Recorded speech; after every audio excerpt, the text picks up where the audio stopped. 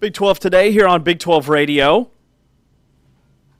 It is a Wednesday edition. Today is Wednesday, October 29th. You're listening to us exclusively on TuneIn. You're watching us via Big 12 Studios, the Big 12 Fast channel. He's Ari Timken. I'm James Westling. Taman Turner is producing and engineering our program. Coming up today, we will be chatting with Kellis Robinett from the Wichita Eagle and the Kansas City Star.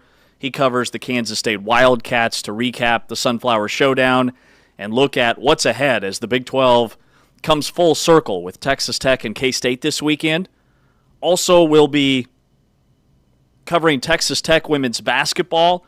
You'll hear from their head coach, Krista Gerlich, who enters her fifth season, and then a couple of players, Bailey Maupin, who could be poised for a monster year in the Big 12.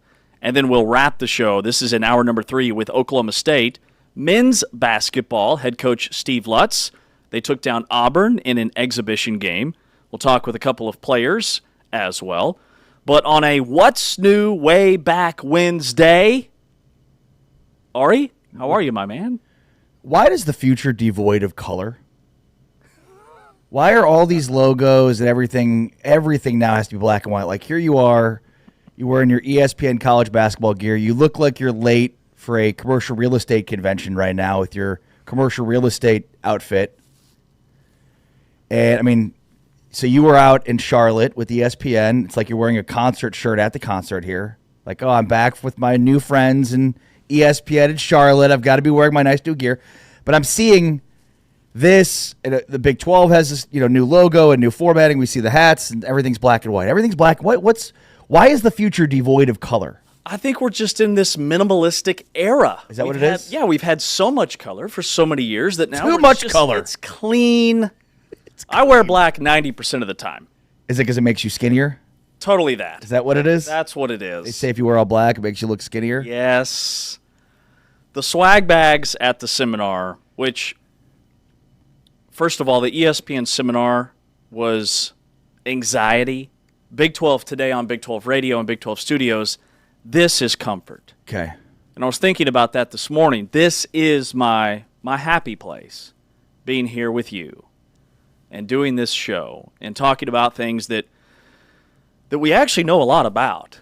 Sometimes it looks like maybe we're just pretending, but we follow this conference down we follow and watch. What we know, that remains to be seen. I think we know quite a bit, I'd like to say. Speak for yourself, James. But this is it is really good to be back. I missed doing this show the last couple of days, and I got to harass you guys a little bit via the YouTube chat yesterday, which was probably the highlight of my last 2 days. So I'm pumped to be here. No, it's great to have you back. We didn't miss you, but it's good to have you back. Right. I mean, that part was obvious. You guys had way too much fun yesterday. I mean, when I tuned in, it sounded and looked like everybody in my absence was having too much fun.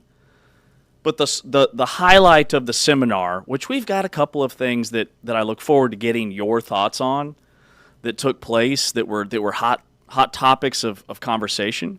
And then I've got a couple of nuggets that I learned that I'll share with our audience about ESPN and the Big 12 and what their coverage is going to look like this year for men's basketball. But the swag bags were a major upgrade. The community of announcers, we were buzzing about the swag bags. Yeah, I saw our buddy Pete Souza posted, thanking ESPN for the swag bag. He posted pictures. He said, we got Lululemon gear. I mean, what a time to be alive. Like last year, it's a baseball hat and a backpack. This year, I walk in here, I look like I robbed a Lululemon. Head to toe. Vest, joggers, shirt. Those aren't your Amazon joggers. No, these are Lulu. Oh, wow. See the ESPN college I know you can't tell the difference because my dupes are that close to the real thing. I thought that's the same pair of joggers you got from Amazon that you wear every day. That I wear every day. Well, now I have 2 pair. Nice. I have these and the Amazon pair. There So you I'll go. be able to rotate my black joggers, in which I will definitely be wearing every day moving forward on this program. But I'm logoed out. I got a logo here. I got a logo here. I got a logo here. Did you grab an extra swag bag for your boy? I did not. You didn't give us anything. There. Take the joggers off. Let me have the joggers. Take them off. Come on. Take the joggers off. Let me have them. You come back here. It's cold outside. You didn't bring us anything. A souvenir. Guys, I brought you a wealth of knowledge and information and compliments. Also, you're putting the Big 12 on blast because we're still waiting for our Big 12 swag bag here that we could, wear every day on the show. So you are really putting the Big 12's feet to the fire here. I want the Big 12 to know that if we had swag, we would wear it. This hasn't even been laundered. It's fresh off the pile. Oh. Okay, I'm rocking it. I took the tags off this morning. Wow. Yeah, that's right. Didn't even put it in the wash. You buy a new article of clothing, it has to be washed before you wear it? Yeah. Yeah. Yeah, I mean, the clothes have been manufactured. They've been in a store. Like, they're gross. No. People may have tried them on. Oh, yeah, no. Especially stuff that's been, like, personalized. Oh, God, no. Who knows where it was sitting and for how long and what kind of things are in there. Yeah, there's probably been a lot of hands on this. A lot of machinery, a lot of hands. A lot of dust and debris. Well, I'm excited. I'm wearing a vest, and so I'm putting my vest foot forward today. This is... How long did it take you to come up with that one? Not long. I've been sitting on it for a while. Years, actually. Literally the first thing you said to me when I saw you this morning. And I'll say it again. But the all black, it's a look. It's a look. If Batman was co-hosting Big 12 today with you, this is what he'd be wearing. All black, head to toe. Is this why all the employees at ESPN that were fired had to be fired so that you could have Lululemon pants and probably vests? Major budget cuts, whole new leadership team, which that's always, there can be a lot of nerves, and I keep using the word anxiety, which is maybe a little bit strong. But like I met all my new bosses, and had minimal correspondence with all of them. So there's a whole new leadership team when it comes to college basketball at ESPN.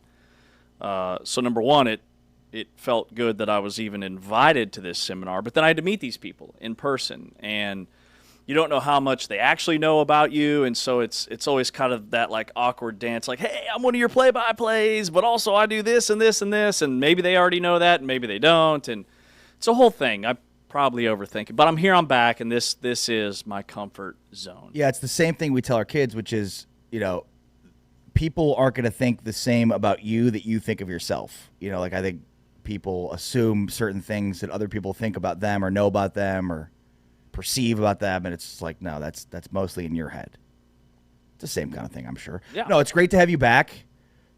It was a rough couple of days here, but we managed to get through.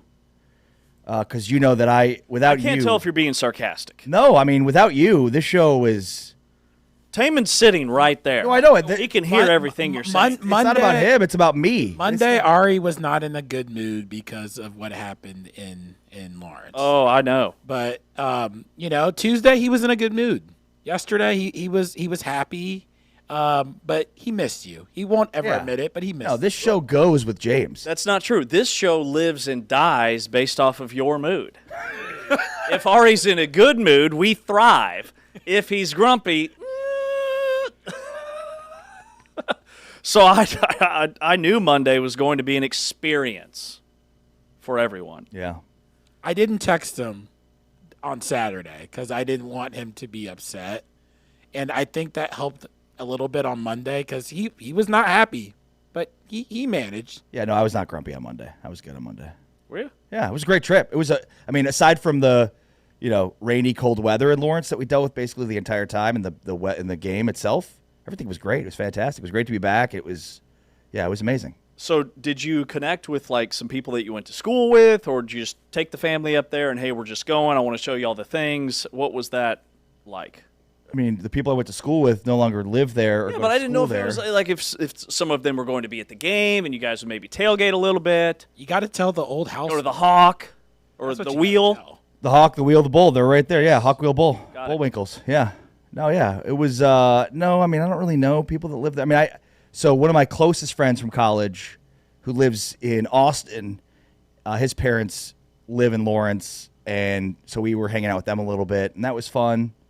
But yeah, for the most part, we just kind of did our own thing. Bumped into the chancellor at the volleyball game, Douglas Gerard, the chancellor of KU, who we met at the spring meetings. So yeah, it was a good time. Told some stories on Monday's show about visiting an old house that, was old and decrepit and had 7 guys living in it when I lived there, and Don't forget the rats. now looks the same, but has 10 women living in it, 10 girls living in it. Right. Like it looks the same, it's still run down, or it's been like redone. Redone, but looks the same. Yeah. So like if you drive past it, you're like, wow, it hasn't changed a bit. But like you'll notice when you walk inside, it's completely different. Mm-hmm. Were you in a frat? Absolutely not. No. Absolutely not. No, absolutely not. Yeah, no. I don't know if it's like this at all schools, but at Kansas, it was kind of like if you weren't in, you were not in. Like most of the fraternities at KU, you like had to be in high school. So it was like mostly like Kansas City. Like there were certain fraternities that were like associated with Kansas City and some of the suburbs and high schools in Kansas City. And then there were some that were, let's say like Wichita, right? So it's like if you weren't predetermined to be there in high school, you were out. And I don't know. I mean, it's funny because a lot of my friends that went to different schools were in fraternities, and I didn't go to fraternity parties. I don't know. I lived in a private dorm my freshman year at Naismith, which was right across the street from Allen Fieldhouse, and that's where I met that was my fraternity, basically. That was where I met most of my friends that I hung out with throughout my 4 years there. Man, we had really similar college experiences.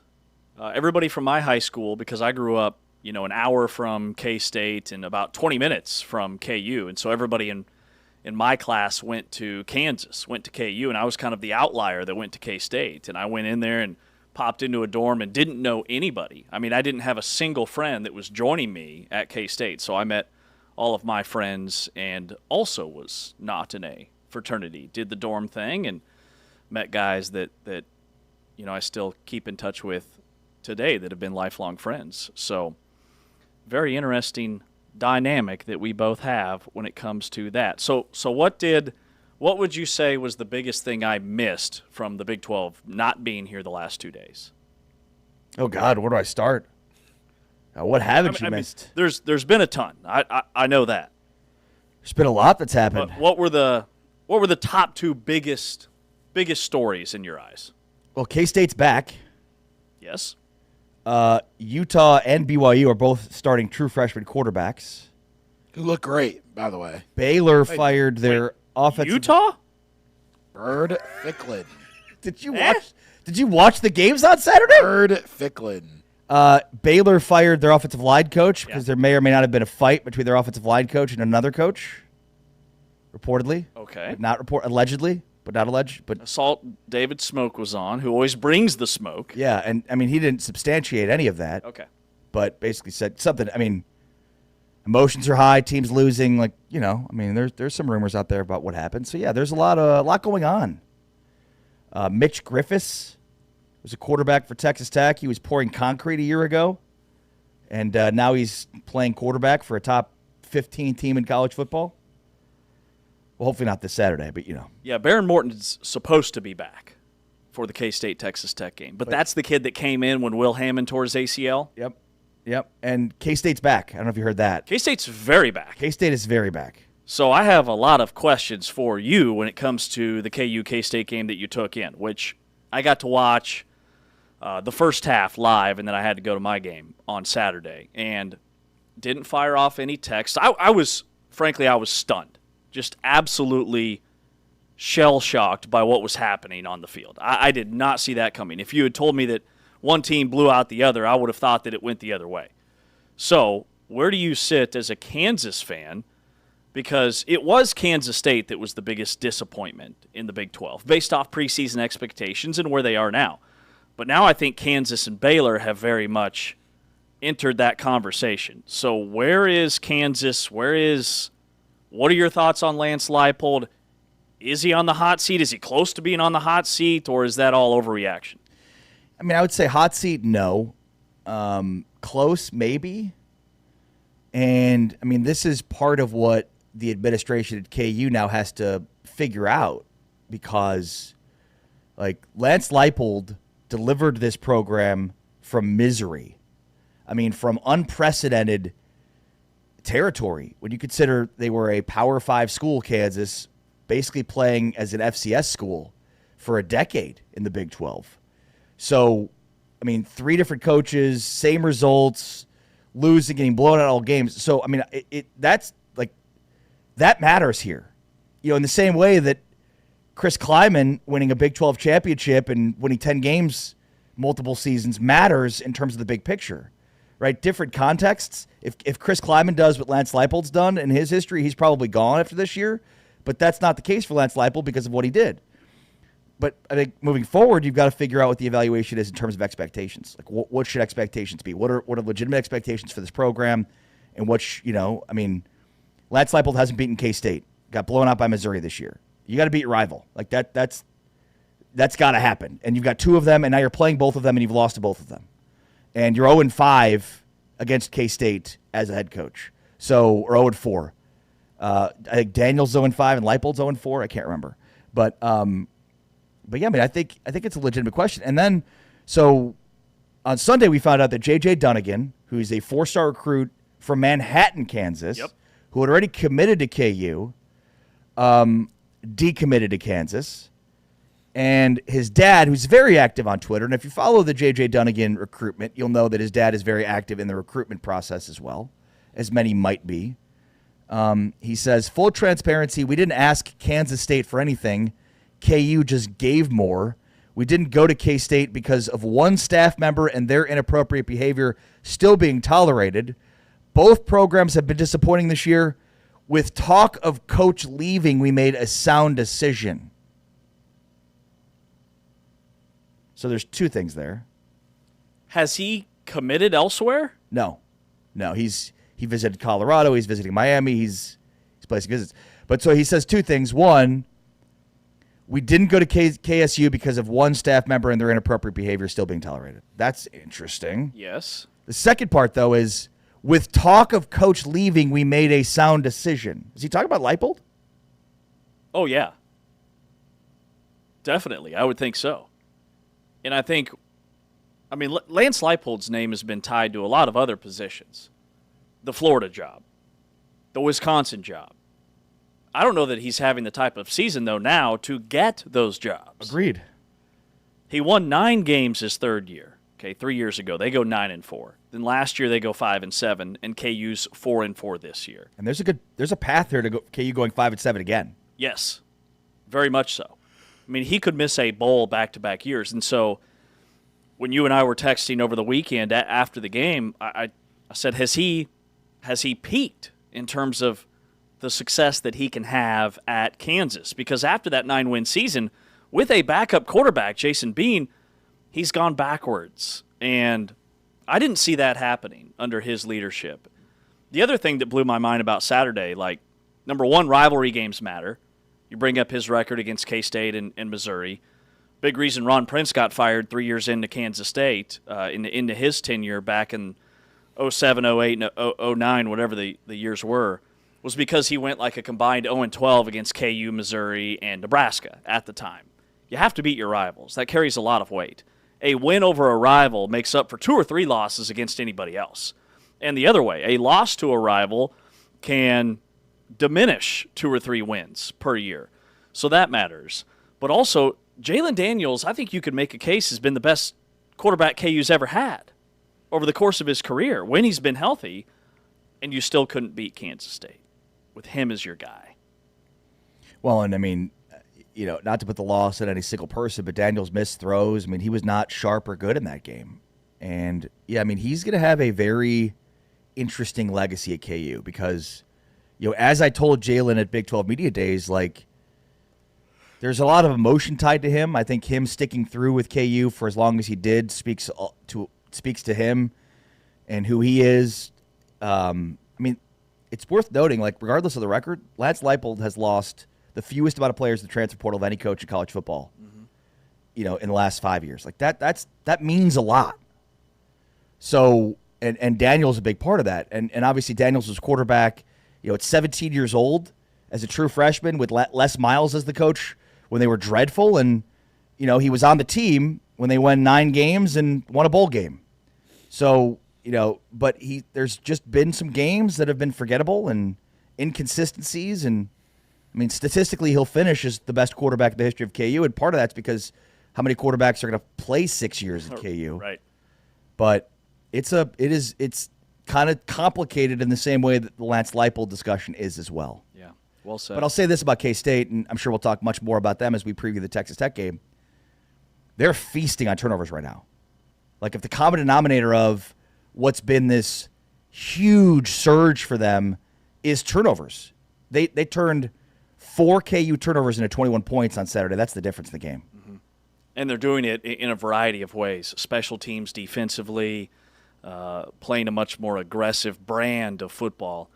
He's Ari Timken. I'm James Westling. Taman on the controls coming up next. We'll dive into some of these college basketball topics from the ESPN seminar. I want to get Ari's thoughts on a couple of things before we do our Big 12 weekly power rankings. And then Kellis Robinette, who covers K-State, will lead us into our K-State Texas Tech preview. He's Ari Timken. I'm James Westling. This is Big 12 Radio on Big 12 Studios.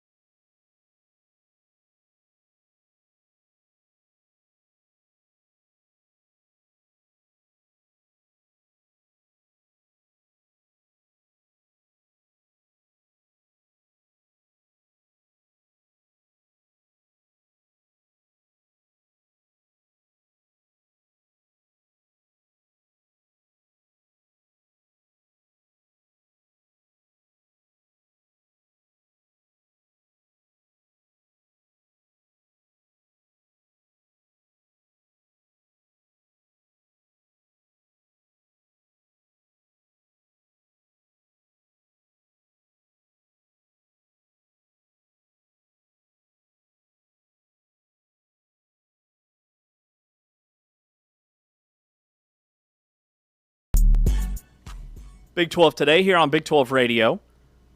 Your home for the Big 12 Conference exclusively on TuneIn. You're also watching us via Big 12 Studios. Big12studios.com will tell you everywhere you can find the Big 12 Conference Fast Channel via your Roku device, Amazon Prime TV, DirecTV, YouTube, many other places. We encourage you, if you can watch us on YouTube, to join the conversation via the chat comments. We'll read some of those throughout the program. Also, our Big 12 Games of the Week for this weekend. It's a full slate on Saturday. Right here on Big 12 Radio, you can catch UCF at Baylor, and then Arizona at Colorado, and Texas Tech at Kansas State, which was the first ever Big 12 official conference game in football. Fresh off the ESPN College Basketball Seminar, I'm James Westling with Ari Timken, Taman on the controls. And Ari, just a couple of notes from this event. One of the big topics was player eligibility and why that matters, maybe more so in college basketball compared to college football. And I think for me it comes down to roster size. If you get one or two guys eligible that you don't know if they're going to be eligible in football, when you've got 110 guys on the roster, it doesn't have as big of an impact as it does in college basketball when you've got 13. Are you going to be at 11? Are you going to be at 13? Using a couple of players as an example. But Well, and it's a great point, James, because in some cases you've got a guy that has an expectation of getting certain minutes and opportunity, and if that guy is now ineligible for whatever reason, what are you supposed to do? Because he's holding up a very important roster spot that you thought was going to be significant minutes for you. And if you add another player, like do you get the first guy, right? So I mean, I think that balancing act is really important. And there are, I think when it comes to college basketball, a lot of pros when it comes to the house settlement, where we sit with NIL and the transfer portal and the windows and guys playing college basketball that might otherwise play professionally. But recently, and I don't have the kid's name in front of me, there was a ruling that a player that spent 2 years in the G League, 2 years, not half a season, not quarter of a season, he spent 2 years in the NBA G League. He has been cleared to play college basketball, I think at Louisville. Thierry Darlan. Thank you. That's how you say it. Thierrydarlan. Thierry Darlan? Sounds right to Thierry me. Darlan? I won't question it. Thank you. But a big talking point was that the line between amateur status and professional status when it comes to college basketball keeps blurring. And the G League is another layer. Should players be able to test the waters, even play for pay under a professional contract in the G League, and then still return to college basketball? Because if this is the case, and if this is the general rule of thumb, it opens a whole new door that I never thought we would see open. Yeah, and I think one of the most visible instances of this would be London Johnson, who committed to Louisville after playing in the G League. You mentioned Darlan, who's committed to Santa Clara. There's another one now, Kokyat, Kokyat, who's been playing a 6'8" power forward professionally at Overtime Elite and then in the G League. Is 22 years old, and he's now visiting schools, Louisville, Xavier, West Virginia, Providence, and San Francisco. So I think there's a few things here. So the first is, what's the end goal for these guys? To play for a couple of years in college and then go back to the G League? I mean, is it just to make money? Is that it? They know that they can make far more money going to play at Louisville or working their way up if they're at Santa Clara and then they play well and then they can get to another school and make more money. It's just weird, right? Because it's what's the end goal here? You go from the G League to college basketball, you're not closer to the NBA. You're further away from the NBA. So I don't understand what the end goal is for these guys. Maybe it's just to make money. And that's fine. I'm not sure that I want those types of players on my team, but that's fine. There's questions about what this means for the sport overall. I would submit that NIL has been hugely impactful for college basketball insofar as guys that had any opportunity to make any money playing would leave. I mean, I'm not talking like NBA. I'm talking any opportunity to play internationally, to play in the G League, to play anywhere to make money, they would leave and go. Yeah. Now that's not the case. It's actually, in many instances, more more lucrative to stay in college. So I think that overall makes the sport better. I mean, if you're adding players that have played professionally to a degree, that's going to make the sport better. But I do get the idea of, like, where do you draw the line here? I mean, if you've got a guy that's riding the bench on an NBA team and he's on a two-way deal between the NBA and the G League, like, where's the line drawn in terms of what it means professionally? But like having international players that played professionally internationally, having guys that played professionally at the G League, having more and more college players stay because they can make more money, that is better for the sport. I mean, the competition is going to be better. I don't know how good it is for the development of these players.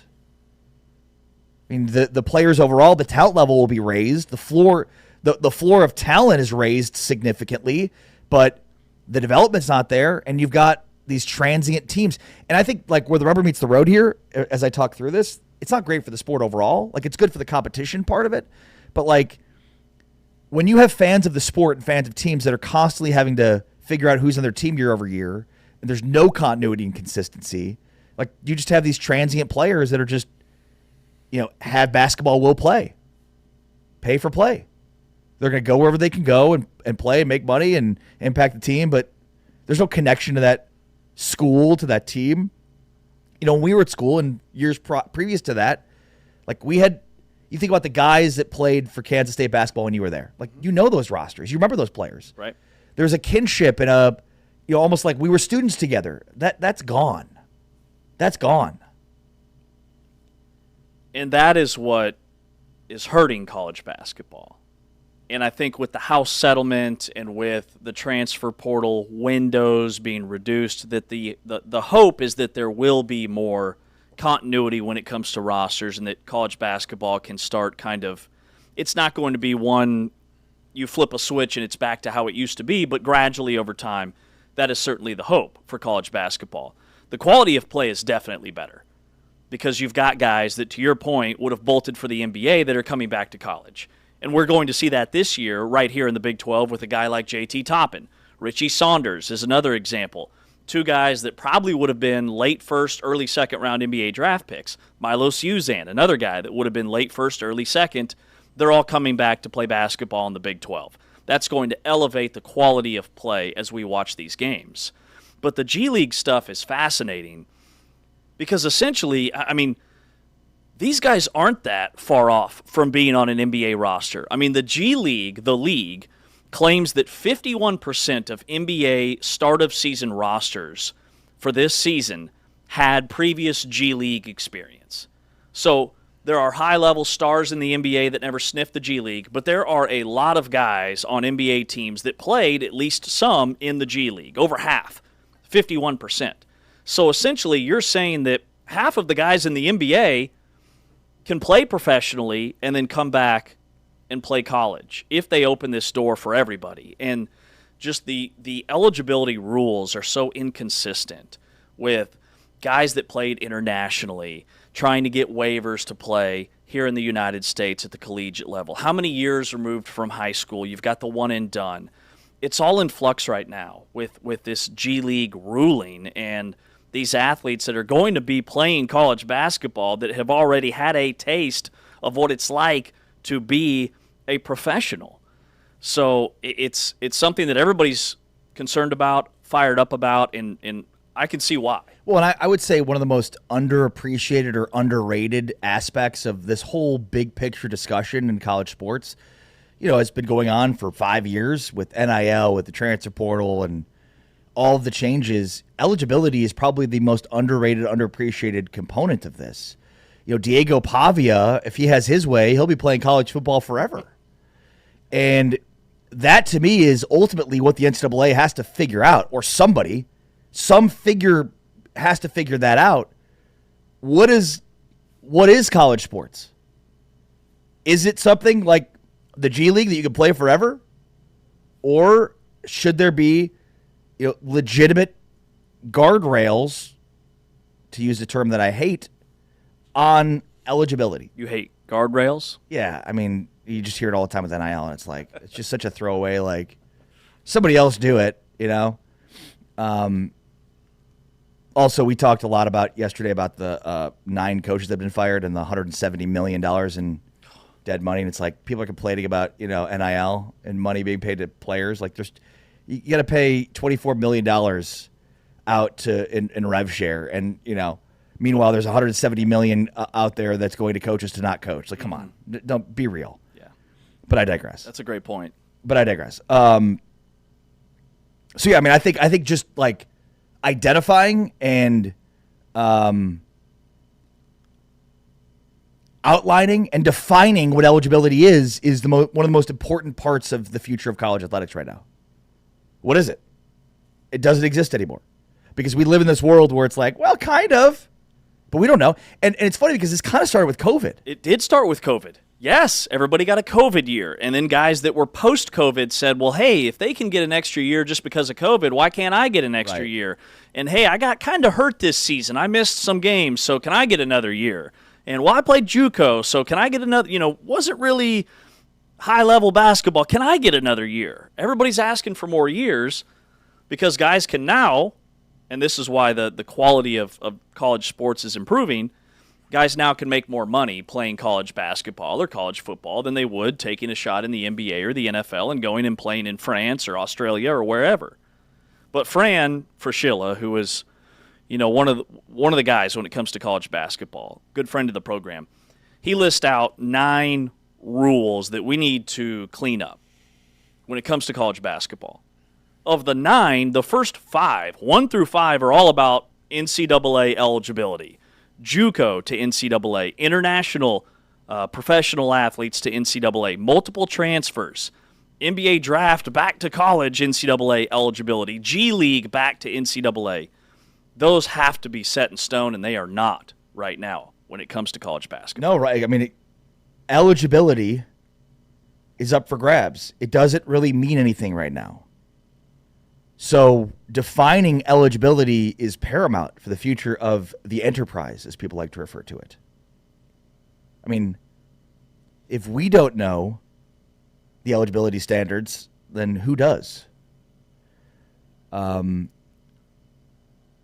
yeah, it's such an interesting dynamic because you've got like better players overall, right? Like the sports health is good from that standpoint. But at the same time, how much does it detract as a fan from a lack of consistency and continuity in your roster? And like Kansas fans are Kansas fans. Like North Carolina, Duke, like they're not going anywhere. But I mean, there are a lot of other fan bases where it's like basketball is the fun thing to do when football's not on, and that's where you're concerned with. Like it's forget about the fans; they're going to be there anyways. It's the other fans that's helps to define future television deals and popularity of the sport. That's what you have to be most concerned with. Mm-hmm. Good stuff. Ari Timken, James Westling, Taman on the controls, talking a little Big 12 basketball here on Big 12 Radio, heard exclusively on TuneIn. You're watching us via Big 12 Studios. Coming up next, it's our weekly power rankings. We're ranking the top 5 football teams in the Big 12, and then something that Taman will throw at us before we get to Kellis Robinett to talk Kansas State and Texas Tech at the top of the hour. This is Big 12 Radio. This is the Big 12 Conference. This is a different league. Shedeur said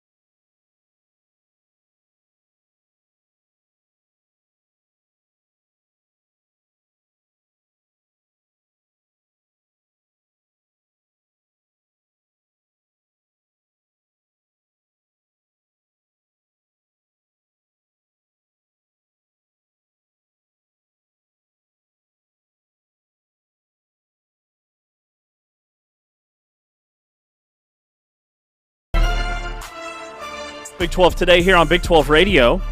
Heard exclusively on TuneIn. We are brought to you, the Full-Time Fan, by our good friends at Modelo. Excited to have them back with us here on Big 12 Radio. You're watching us on the Big 12 Fast channel, Big 12 Studios, via your Roku, Amazon Fire or Prime, DirecTV, YouTube, Samsung TV, many, many more.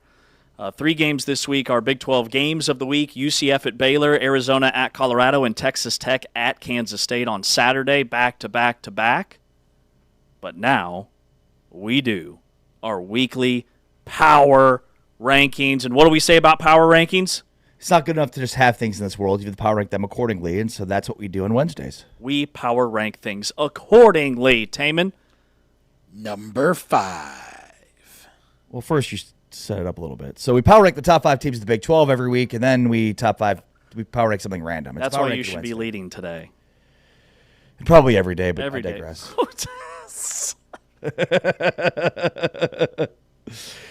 Who's your number 5? I thought you were leading. Number 5. Number 5 for me, I'm going with the Utah Utes. We know their identity, ground and pound, over 250 rushing yards per game. They've been so much better offensively this year.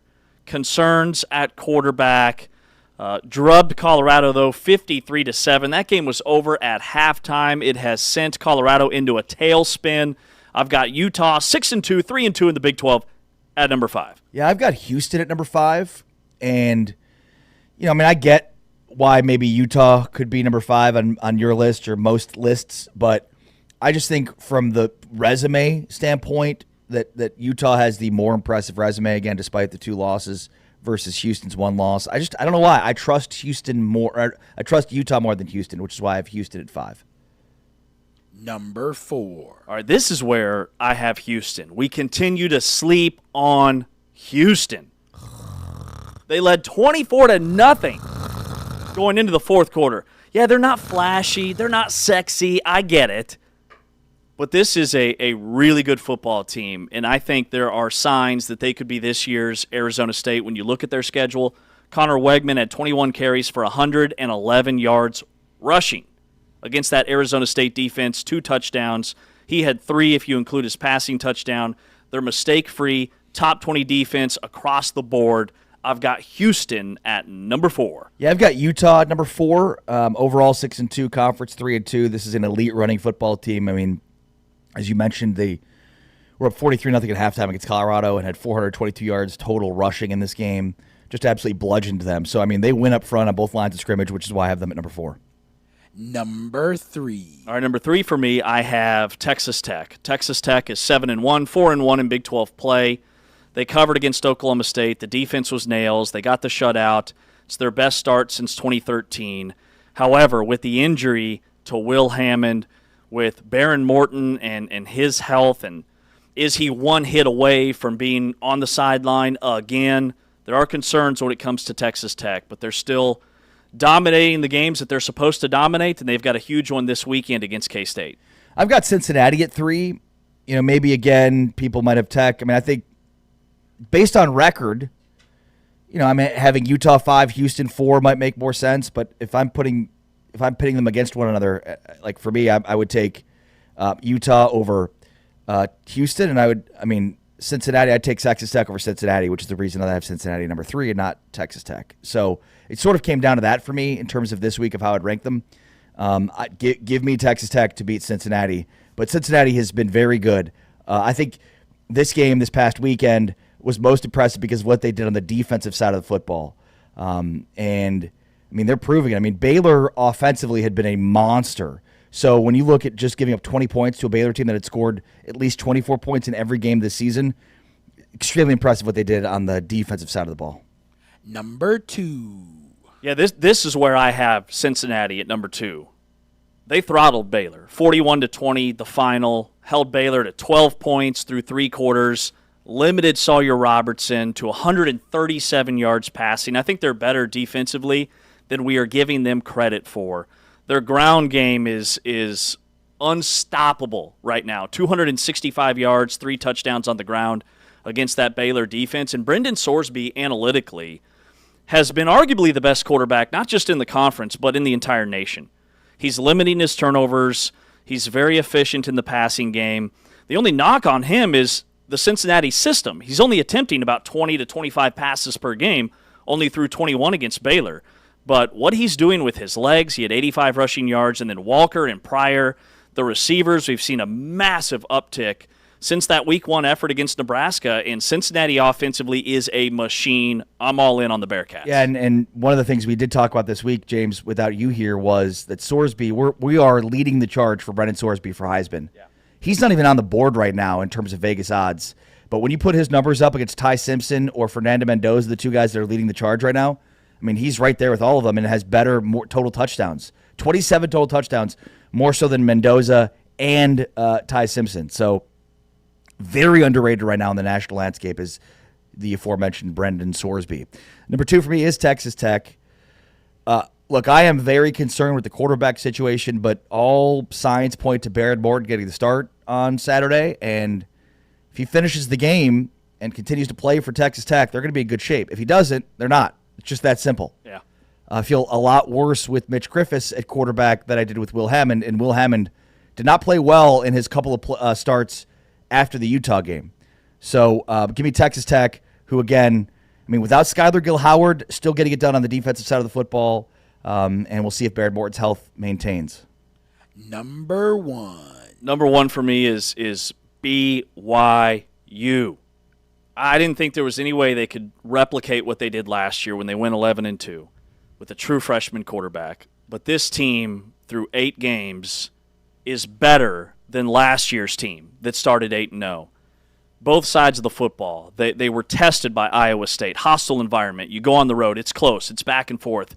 And then in the fourth quarter, they get a huge pick six. Defensively, they're all over the field. I think they have the best secondary in the Big 12, maybe the entire country.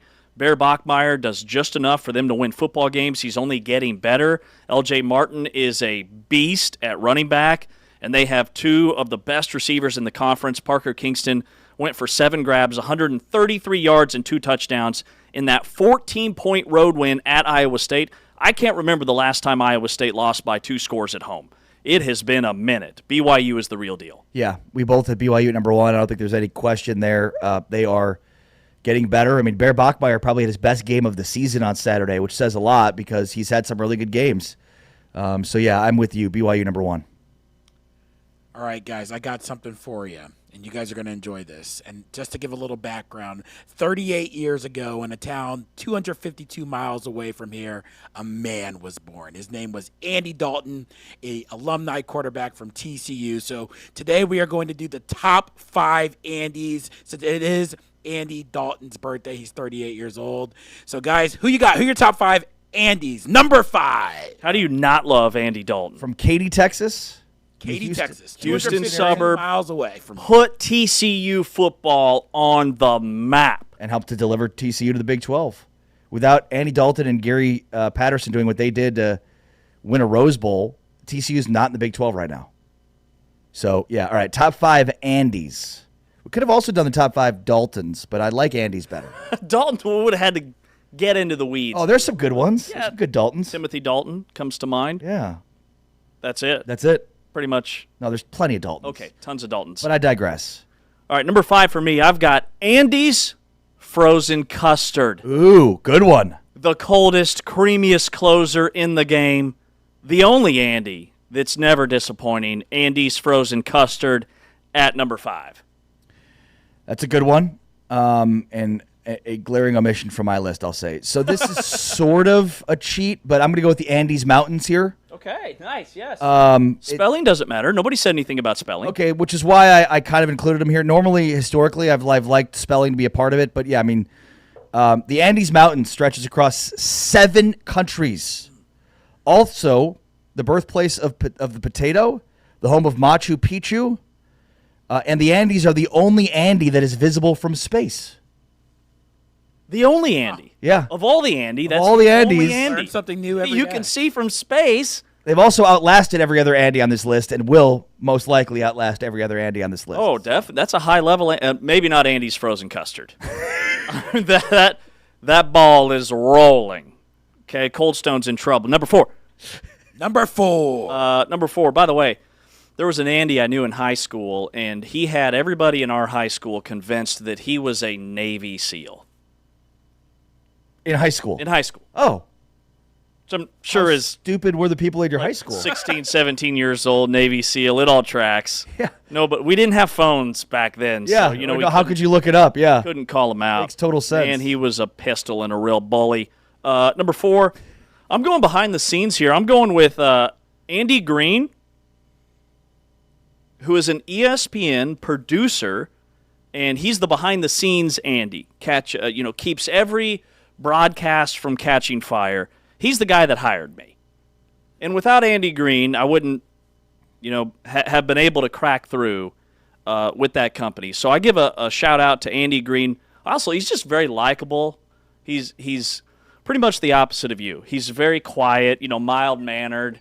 Likeable. Like I like that you started with likable. he's very likable. And then pretty said much polar opposite exact of you, but not opposite. because of the likable part. Just, he's quiet, mild mannered. Like he was there at this thing, but he was kind of back in a corner. Just a good dude. Number 4 for me is Andy Warhol. Andy Warhol, kind of like when you think about what Instagram is today, like Andy Warhol's art represents a lot of what we see on Instagram today. Like he was very much ahead of his time. And there are a lot of Andys that are far ahead of their time, by the way. Andy Warhol's number 4 for me. Number 3. Andy Dwyer, Parks and Rec, Good one. lovable chaos, heart of gold, brain of a golden retriever. So we're going close here on our 3 because I've got my 3 would be the Nard Dog, Andy Bernard of Office fame. The Nard Dog. Nard Dog? That's what he used to call himself. Yeah. The Nard Dog. He peaked at the Cornell acapella solo. Number 2. It is Andy Dalton. He had to make my list. The Red Rifle, TCU's finest. Big reason why TCU's in the Big 12. Perennial backup in the NFL, but man, he nailed it. All right, perennial backup, permanent bank account. I cannot believe you're not going to He have the made coach of your favorite team on this list, and you had Andy Dalton on your list. Okay. Andy Dalton was number 2. No, I know, but you don't have the coach of your. Okay. All right. There's still another spot. Which means you're forgetting the most important Andy ever. I'm sure I am. If we don't have the same number 1 Andy, then I don't want to talk to you I anymore. don't think we do. Andy Kaufman's number 2 for me. Another guy like Warhol, way ahead of his time. I mean, he was a troll well before we knew what trolling was. He blended the line between real and fake, and that's the trolling aspect of it. You didn't know if what he was doing was real or not. Comedic genius, Andy Kaufman, number 2. Number 1. It is Andy Reid. Andy Reid, the king of Andys. The walrus of the playbook. Went to BYU, coach of my Chiefs. How many rings? 2, 3, 4. Legendary mustache, unmatched play calling, and he is the king of second chances. 3 rings. 3 rings, I think. Yeah. Been to the Super Bowl 5 times? Yep. Because you got there once with the Got Eagles. smoked by the Eagles Proof last that- year. I don't know if you know proof that. Proof that, dad jokes and Super Bowls can coexist. Number 1, this is unquestionably the number 1 Andy ever. Andy Dufresne from the Shawshank Redemption. The man crawled through 500 yards of literal sewage to freedom and came out clean the other side. He's the archetype of perseverance. Andy Dufresne. There's no other number 1 option here. No, you're right. You don't need a walrus the playbook. Come on. Stop calling him a walrus. With the playbook. I take that personally. All right? He loves Q39, by the way. Big time Q39 guy. Surprised you guys didn't see him there when you hit it up in KC. I'm sure he's got his own entrance. Entrance, exit, booth, blackout curtains, the whole deal. All right, Kellis Robinette, those are our power rankings. Top 5 Andys in light of Andy Dalton's birthday. Top 5 teams in the Big 12. Next, one of the top 5 reporters in the Big 12, Kellis Robinette, covers Kansas State for the Wichita Eagle and the Kansas City Star. And we will chat with Kellis after this. This is Big 12 Radio. This is Big 12 Studios.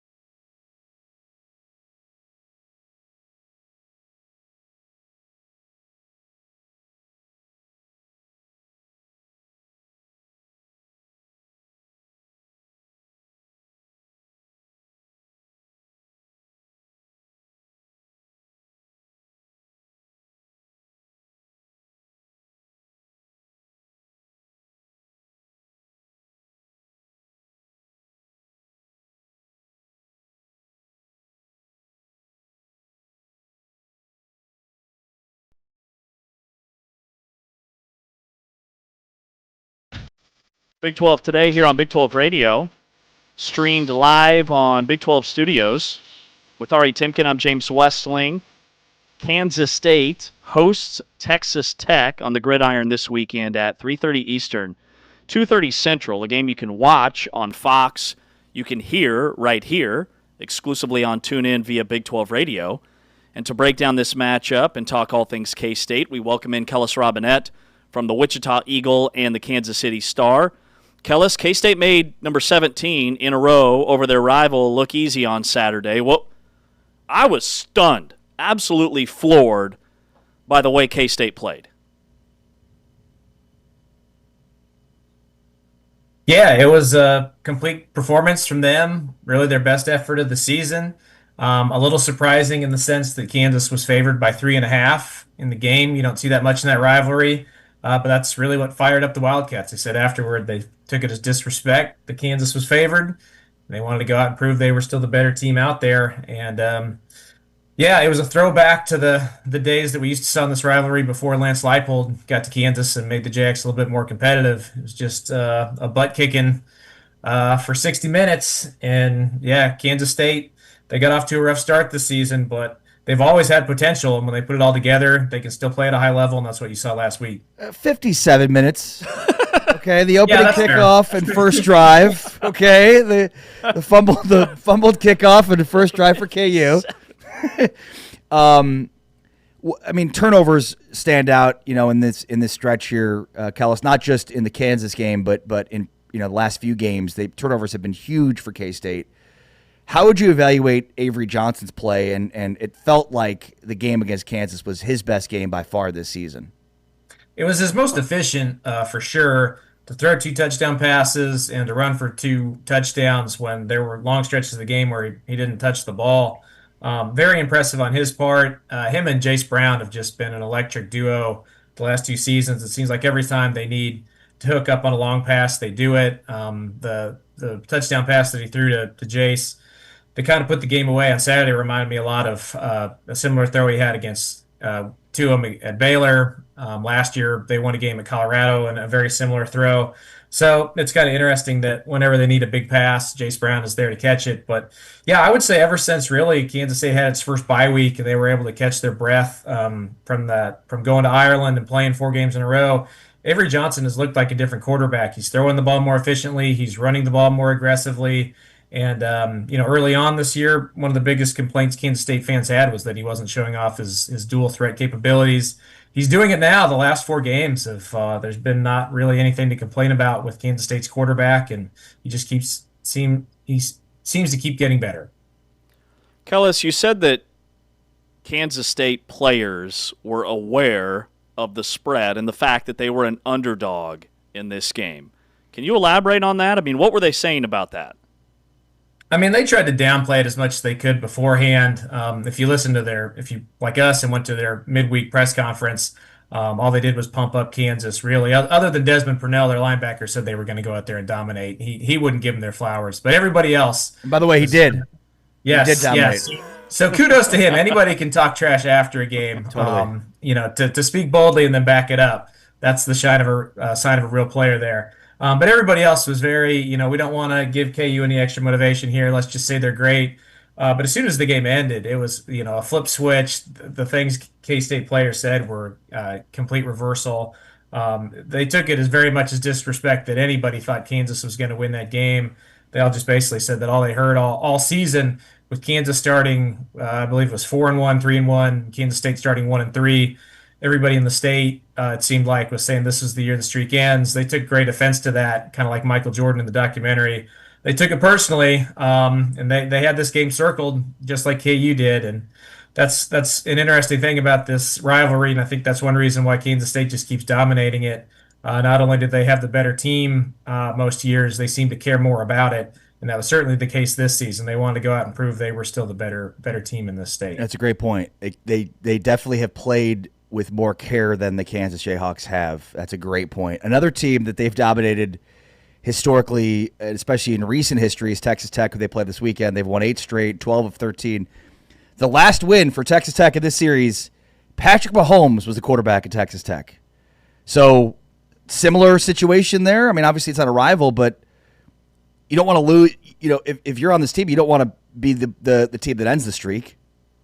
I mean, it is a little similar. You're right. The only other team in the Big 12 that Kansas State seems to just beat all the time is Texas Tech. But I feel like in this case, you probably have to throw that stuff out. Yeah. Texas Tech is just such a different team this year. When Patrick Mahomes was their quarterback, they would go out and try to beat you on offense, and who cares about what happens on defense? Let's win by scoring 60 points. That's not this team. They're nasty. They play really good defense. They run the ball. It's just a much more complete team than we've seen in the past. I asked Chris Kleiman this week, do you just have to forget everything you previously knew about the Red Raiders?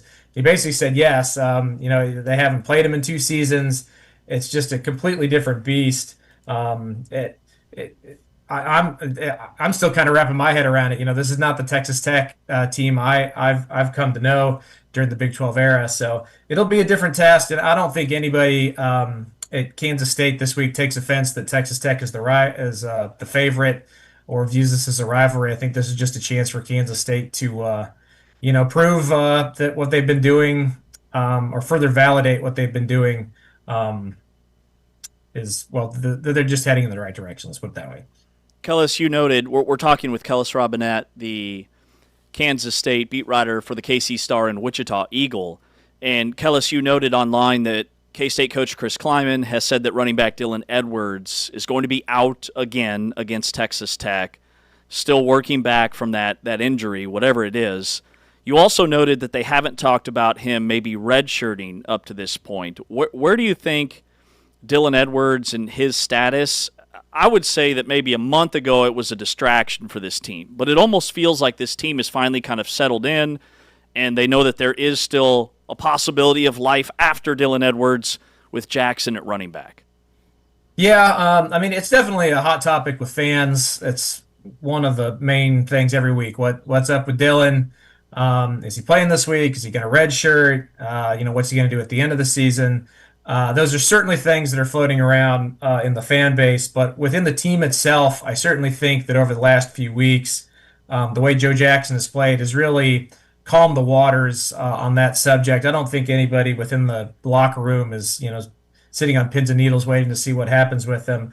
I think Chris Kleiman put it really good last week when we asked him about it, was that we're prepared to play with Joe Jackson. If Dylan Edwards can play, it's a bonus. I think that's probably the best way to look at it right now, because it is Joe Jackson's backfield. He's put up 200-yard games in terms of total yardage since he took over as a starting running back. He's been averaging 4 yards a carry. Is he the same home run hitter as Dylan? No. He doesn't have quite the same upside, but he's a dependable, sturdy running back, and he's going to get you yards between the tackles, and he's delivered the last few weeks. So I think in terms of the way the locker room is thinking, I think they're very confident in what Joe Jackson is bringing him. But until we get some kind of clarity on Dylan Edwards, it's going to be a subject until the end of the season. Until we either hear that he's redshirting, coming back, that'll still be talked about. There was so much complaints earlier in the season from K-State fans about the usage of Avery and the play calling. Has that been fixed? Have you seen a difference in play calling, or is it kind of just as simple as like, well, they had 2 defensive scores from their defense a couple of weeks ago, and then, the defensive scores or the turnovers that led to scores for against Kansas, and they just took advantage down the field with Jace Brown? Like, is it just that plays are working better? Is the play calling different in your mind? Are they using Avery differently? Or give us a sense here of maybe what's changed or what hasn't. I do think there has been a strategic change, like I mentioned, ever since that first bye week. The first 4 games of the season, Avery really was not much of a runner. And when he did run, they just weren't all that effective. The last 4 weeks, that's flipped. He's run for, about 10 carries a game. There have been times where he's pushing, 70, 80 yards, getting in the end zone. He just is more aggressive runner. Let's put it that way. When he sees man coverage and he drops back and he knows that he can get some yards in the ground, he's going to do it. And it's the complaints of why isn't Avery running have pretty much dissipated at this point. He's been a nice dual threat quarterback, and the defensive turnovers definitely help. I mean, that makes everything look better when you get 2 defensive touchdowns against TCU, a special teams touchdown against Kansas. Even though Kansas State gave one to them at the start of the game, like you guys mentioned, it just makes things a lot easier. And yeah, I think getting help from defense and playing a little bit more free has led to some better results here. Kellis, in the Kansas City Star, you have your Big 12 power rankings, and the headline is "Don't sleep on Houston, Kansas State, or Utah late in the year." What do those 3 teams have in common that make you believe they can make a push late in the year? Well, I just really like the way Kansas State and Utah are playing. Utah's a little hard to figure out. They're a little bit Jekyll and Hyde. Some weeks they look, like a juggernaut. Then other times they play BYU and Tech, and you're kind of scratching your head and wondering why they aren't doing a little bit better. But man, when they're at home and they've got things cooking, they're hard to beat. So they're still in the mix. Kansas State is as hot as anybody. They've won 3 of 4. And I know they've got a tough closing schedule here. They got to play Texas Tech and Utah still. But I'll point out a team with at least 2 conference losses has made it to Arlington every year for the last 4 seasons. So if you're sitting at just 2 losses, you're still in the mix. And the way Kansas State is playing, if they can beat Texas Tech, then you really got to at least. It's not so much of a long shot anymore. It's on the table that they could get back in the mix here, even after a 1-3 start. And then Houston with Willie Fritz, man, he's my Big 12 Coach of the Year right now. They're just playing real solid. They keep winning, even though it's maybe not in the most thrilling way possible. But you also look at their closing schedule. While teams like BYU and Cincinnati are playing each other, Tech's playing Kansas State and BYU. Houston's done playing like the hardest games in their schedule. They get West Virginia, UCF, Baylor, TCU. I know those aren't cupcakes, but man, if they just keep taking care of business, they're going to be at 1 or 2 losses at the end of the season. They're going to be in the mix too. So that's why I like all those teams, even though the favorites clearly are Tech, BYU, Cincinnati right now. I like it. Kellis, awesome stuff. Thank you for your time, as always. Looking forward to your coverage of K-State and Texas Tech this weekend, and we'll talk to you soon. All right, anytime, guys. Have a good one. Thanks, Kellis. James, I want to kind of reiterate something that he said, which really stuck with me about the Kansas State game. And he said, it just seems like Kansas State every year cares more about this game.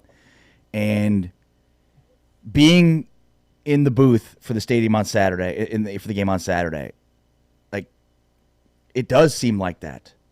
And earlier I mentioned Lance Leipold. I couldn't remember if he's 0-5 or 0-4. He's 0-5 against K-State. He's lost by an average margin of 12 points. 0-5, losing each game by an average margin of 2 touchdowns. I mean, that is. There's so many positives we could say about Lance Leipold and what he's done to the Kansas program, but I don't know what you've got to do to change, but you've got to figure out some things to change for next season moving forward against your rival. It matters. This isn't one of those like throwaway cliches like, well, it's just another game. No, it's not. It matters to fans. It matters. Okay? If you live in Kansas City and you live amongst Kansas and Kansas State and Missouri fans, consistently losing your rival is a big deal. I mean, it's great to win 8 games or go to bowl games or whatever, but you got to beat your rival, man. And I don't know what you got to do to fix it, but he is 100% right. Why does K-State, who's won 17 straight, who's won bowl games and 10-win seasons and won Big 12 championships, why do they care more about a game that you can't compete with them in? It's infuriating to see a team that shouldn't have this aura of entitlement that for some reason does. Every year they play each other. Be the better team once. Play like it. He's 100% right when Kellis says, feels like K-State cares more about the game. Because they do. And it's infuriating as a Kansas fan. Lance Leipold, beat K-State next year. Figure out something different to do when you're preparing in the week leading up to the game. You don't need to educate them on a rivalry. Tell them that we need to beat the tar out of this team and we need to pay attention to details. We need to do all the things necessary to win the game. It's infuriating. I think historically over time, the biggest reason why would be they're better. Yeah, that.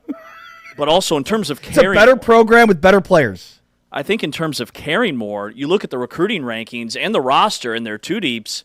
Kansas State has a roster full of kids that played high school football and grew up in the state of Kansas. Whereas Kansas has some of that, yes, a large percentage of their roster. but nothing compared to how many Kansas guys play for K-State. And that's something that, dating back to the Bill Snyder era, Yeah. No, you're always right. recruited the state of Kansas. And they've had consistency within their coaching staffs. Bill Snyder and then Chris Kleiman. And Kansas has gone through how many coaches during that same 30-year stretch, which I think also plays a factor. Yeah, and look, it's a factor, but I mean, at this point, like you use Gotta that. get up for that game. You have to use whatever motivation you possibly can. Like, you've lost 17 straight to this team. That's every year you're playing them. You've lost 17 in a row. You are embarrassed every year by them. They come into your building, they embarrass you. You go to their building, they embarrass you. If you're Lance Leipold, you've lost all 5 of the games you played against them, and 6 if you include the Missouri game. So you haven't beaten any rival yet, and you're getting your teeth kicked in. An average margin of 12? Like, I think you're right about the Kansas part, but at some point you got to use whatever you have as motivation to get this team fired up to show the care that's necessary to win this game. Yeah. They can't care more than you. They're the better program. At the opening kickoff, seeing both teams on the field for the first time, you would have thought that Kansas was the team that had won 17 straight. Like, they were the team that just had an energy and an aura about them that, okay, we're here and the streak ends today. Or there is no streak. What are we playing for? So I think you're spot on. But for 4 quarters, I mean, for basically 3+ quarters, it looked the exact opposite. You're right. The opening kickoff, things are going great, and it's like, that's when K-State kicked it into gear, like, oh, no, we got to wake up now. Now is the time. And Kansas was like, oh, we're good. Yeah. But it's like, man, it's 17 straight. At what point are you playing for pride and not to be embarrassed? This stuff matters because, like, Kansas loses to West Virginia, whatever. I'm not going to see many West Virginia fans. But, if like, these are why rivalries, regional rivalries are so important.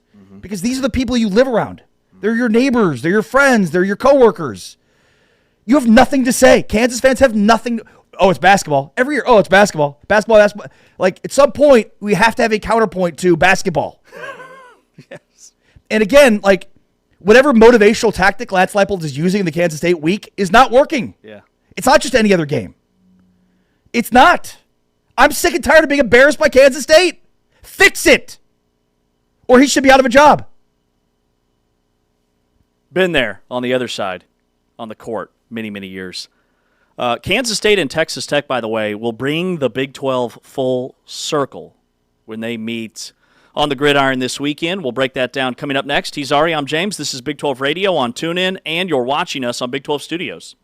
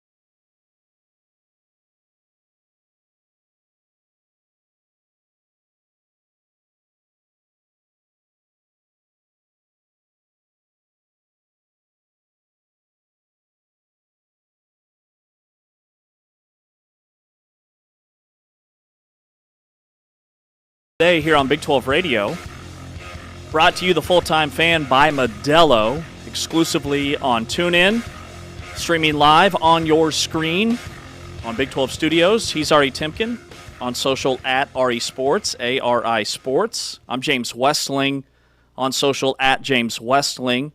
Taman Turner is our producer on social at Taman T717. _13 T-Chains hyphenated. That too. Yeah, you may have to work on that Twitter handle. Taman T717, man. It's been the same Yeah, for 15 years. Rolls right off the tongue. You should put your social security number there too.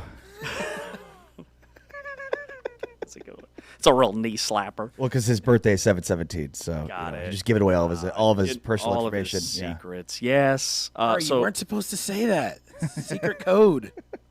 717. 555. Kansas State and Texas Tech this weekend will be bringing the Big 12 full circle as we celebrate the 30th season of Big 12 football in this conference. Saturday's K-State-Texas Tech game will be a rematch of the Big 12's inaugural conference game on August 31st, 1996. Played in Manhattan, Kansas. K-State won the game 21-14. It's actually going to be some replays of that 1996 game right here on Big 12 Studios that'll start at 6:30 Central Time, so 7:30 Eastern, Thursday evening, tomorrow evening, on the Big 12 Conference YouTube page. That's going to be after Inside the 12 with our guys Pete Sousa and Taylor McCarg. And then you can hear right here on Big 12 Radio Kansas State and Texas Tech, present day, this Saturday at 3:30 Eastern, 2:30 Central Time. Kansas State and Texas Tech this year, this version, it's a lot different than it was in 1996. And Joey McGuire talks about how Texas Tech is going to try and slow down the train that is Avery Johnson. We've got to do a really good job. You know, I sent some videos, not of him, but different videos to our defensive line, outside linebackers today about, you know, this is going to be really important. One, to stay in your gap whenever they go quarterback run game and maintain your gap, control your gap. And then when we're rushing the passer, I mean, you've got to do it together. You've got to stay in your pass rush lanes. You can't get pushed past the quarterback. And, you know, whenever you're running any kind of pass rush game, you got to do it together. And so I think that's the biggest part. I mean, you're trying to limit it. You're really not going to be able to stop him because he is really explosive. He's a great quarterback.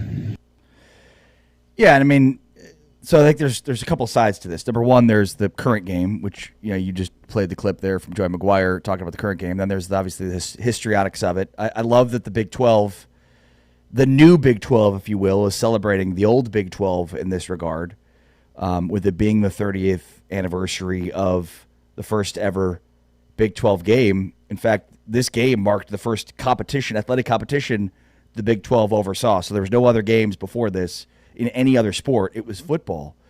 And like the Big 12 has really leaned in. They've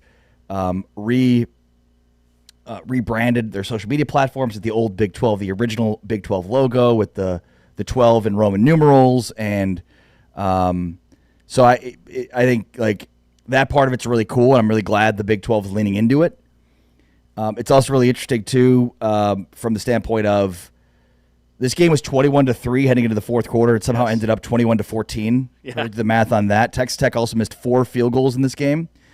Also, the head coach of Texas Tech, Spike Dykes, the father of Sonny Dykes. Sonny was not on staff that year. I think he was at Navarro JUCO as a coach there, or a young coach. But yeah, you had Spike Dykes, Bill Snyder. You had Byron Hanspard, who until recently held many Texas Tech rushing records. Until last year. Yeah, until last year. So like that part of this is really cool. And then there's like the more modern history, which is, as we talked about with Kellis, domination from K-State. K-State's won 12 of 13. The last win for Texas Tech in this matchup is in 2008 when a guy named Patrick Mahomes was the Texas Tech quarterback. 2015. Texas Tech has not won in Manhattan since 2008. Mm-hmm. So this has been domination by K-State. Now, as Kellis mentioned to us, this is a totally different team this year, totally different Texas Tech program, so we should probably look at it that way. But it's just interesting. K-State has dominated the series with two teams that launched the Big 12 in 1996. Now, to the clip you played from Joey McGuire and talking about this year's team, I mean, this matchup comes at a really interesting time because K-State's playing its best football right now. I'm not sure that Texas Tech is. So Texas Tech's been able to win games not playing their best football, but they're going to need to play their best football to beat K-State. And it's been turnovers. I think K-State on the season is +9 in the turnover differential. They are. So, don't turn the ball over against K-State. Pretty good rule of thumb here. You see a team's +9, and they've won 3 of their last 4. And if you look at that, margin in that stretch, it's turnovers. I mean, and you look at the TCU game, it was 2 turnovers in the third and then fourth quarter that basically gave Kansas State the game where they could run the ball in the fourth quarter, run the game out. I think the Kansas game, they scored 21 points off of 4 Kansas turnovers.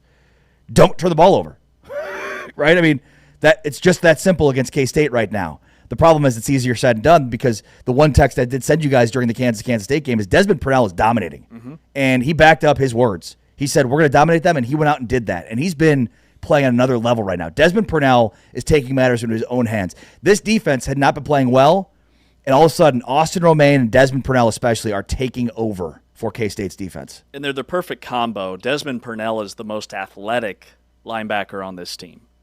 He's the fastest. He's the most explosive. Super annoying. I'm sure he is. He was in that Kansas game. And Austin Romaine. They could not block him. Yeah. Kansas could not block Desmond Purnell. Every time I looked up, Desmond Purnell was breaking through the line. Yeah. Every time. He's their best pass rusher. Then you've got Romaine, who's excellent in coverage. Cleans it up. High IQ, doesn't make any mistakes, always disciplined and in the right spot at the right time. I was at that 1996 game. Fun fact. Were you? The debut of the Big 12 Conference, K-State and Texas Tech, and it was weird because it was played on August 31st. It was a week 0 game essentially back then, or week 1. And in 1996, you didn't have marquee college football games week 0 or week 1. Week 0 didn't exist. This was week 1. And so it was really unique from that standpoint that you had a conference game that early in the season, and then not knowing anything about Texas Tech. They came in there and they competed. And Kansas State was a preseason top 10 team. Texas Tech wasn't ranked, but they had been solid in the old Southwest Conference, and they had a quarterback, Zebby Lethridge, dual threat. Fell in love with the guy right away because his name was Zebby. Just thought that was an awesome name for a quarterback. Ran the ball 21 times, by the way. Zebby? Zebby, yeah. Handspard was electrifying, but K-State won the game. Did you go to a lot of K-State games growing up? Yeah, I would say a couple a year. We didn't have season tickets, but we'd run over there and go to 1, 2, maybe 3 a year. Do you remember anything about that game aside from the game itself? I remember a lot of things from the game. I remember just thinking, I didn't realize probably at the age of 10 how big of a moment it was. I thought it was kind of weird. Like, hey, we've got these new teams in this conference. I've grown up. Remember, knowing every stat there is to know about the teams in the Big 8, and all of a sudden we're a new conference with more teams. It was very foreign back then. So it very much felt like a non-conference What's with these game. teams from Texas? Texas Tech? Is that Tech with a T? Well, I remember Hansford was just a stud. And I was like, okay, these guys are good. And Kansas State didn't really play that well.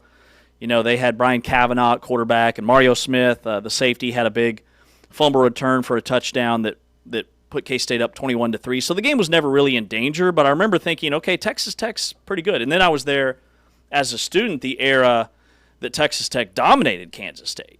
Right before Patrick Mahomes, kind of that 07, 08, 09 era, which was the birth of the air raid and those Mike Leach teams. And it didn't matter if the game was in Manhattan, Lubbock, or Mars. They were crushing Kansas State. Well, and, it's really interesting, too, to track kind of the trajectories of these two programs in terms of, K-State's still the same program they were in 1996 in many ways. Yeah, yes.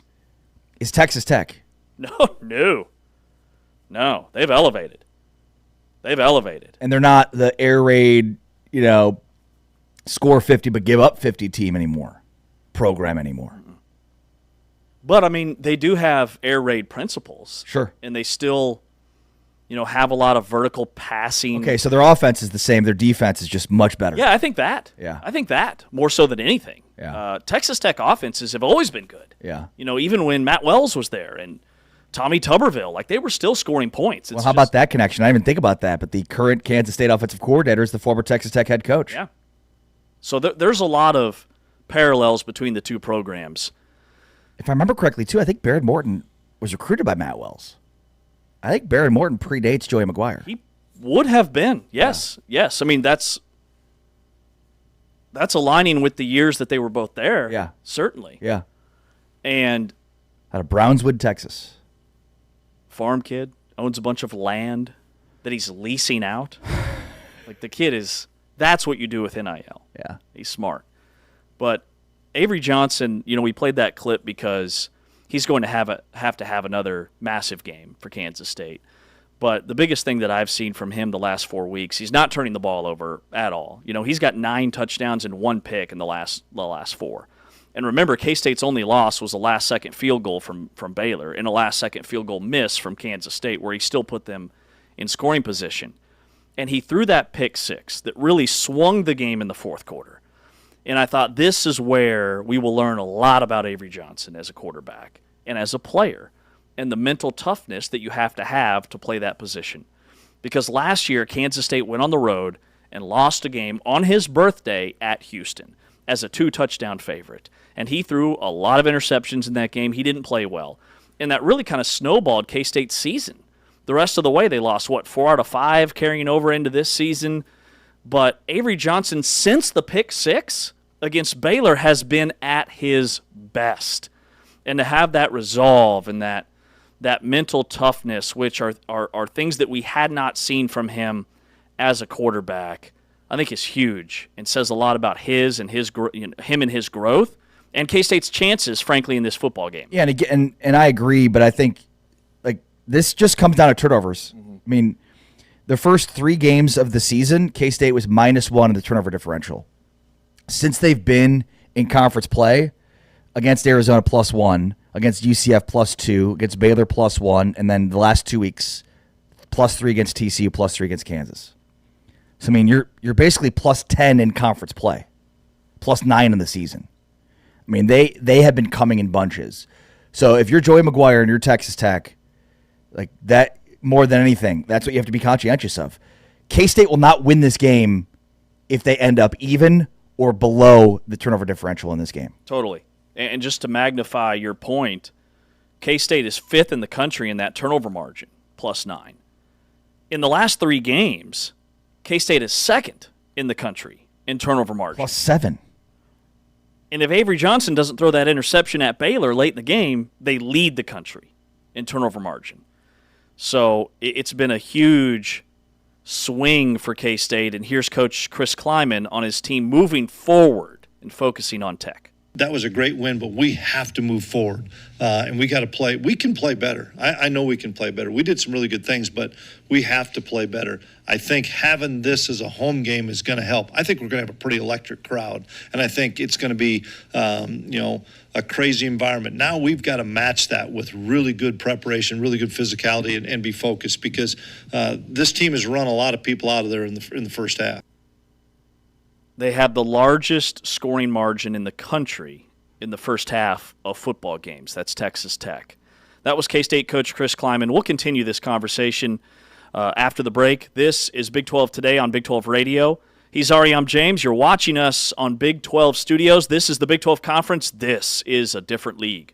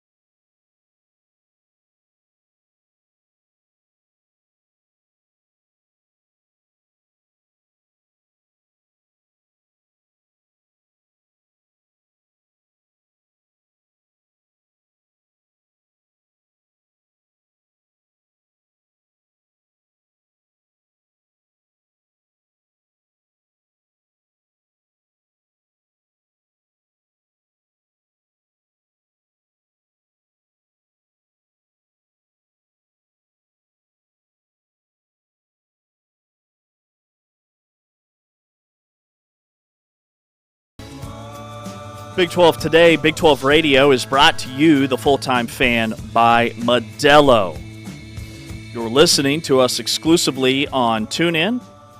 If you miss any of your favorite guests, you can always go back and catch those on Apple Podcasts, Spotify, right here, TuneIn on demand.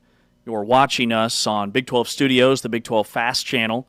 Right here on Big 12 Radio, this weekend you can hear UCF at Baylor on Saturday, followed by Arizona at Colorado, and then Texas Tech at Kansas State. And speaking of Kansas State and Texas Tech, so Texas Tech is without Will Hammond. He tore his ACL. It's going to be 9 months, best case scenario, for his recovery. But Behren Morton is back at quarterback for this marquee matchup on Saturday. And here's what the Texas Tech gunslinger Behren Morton said about his return.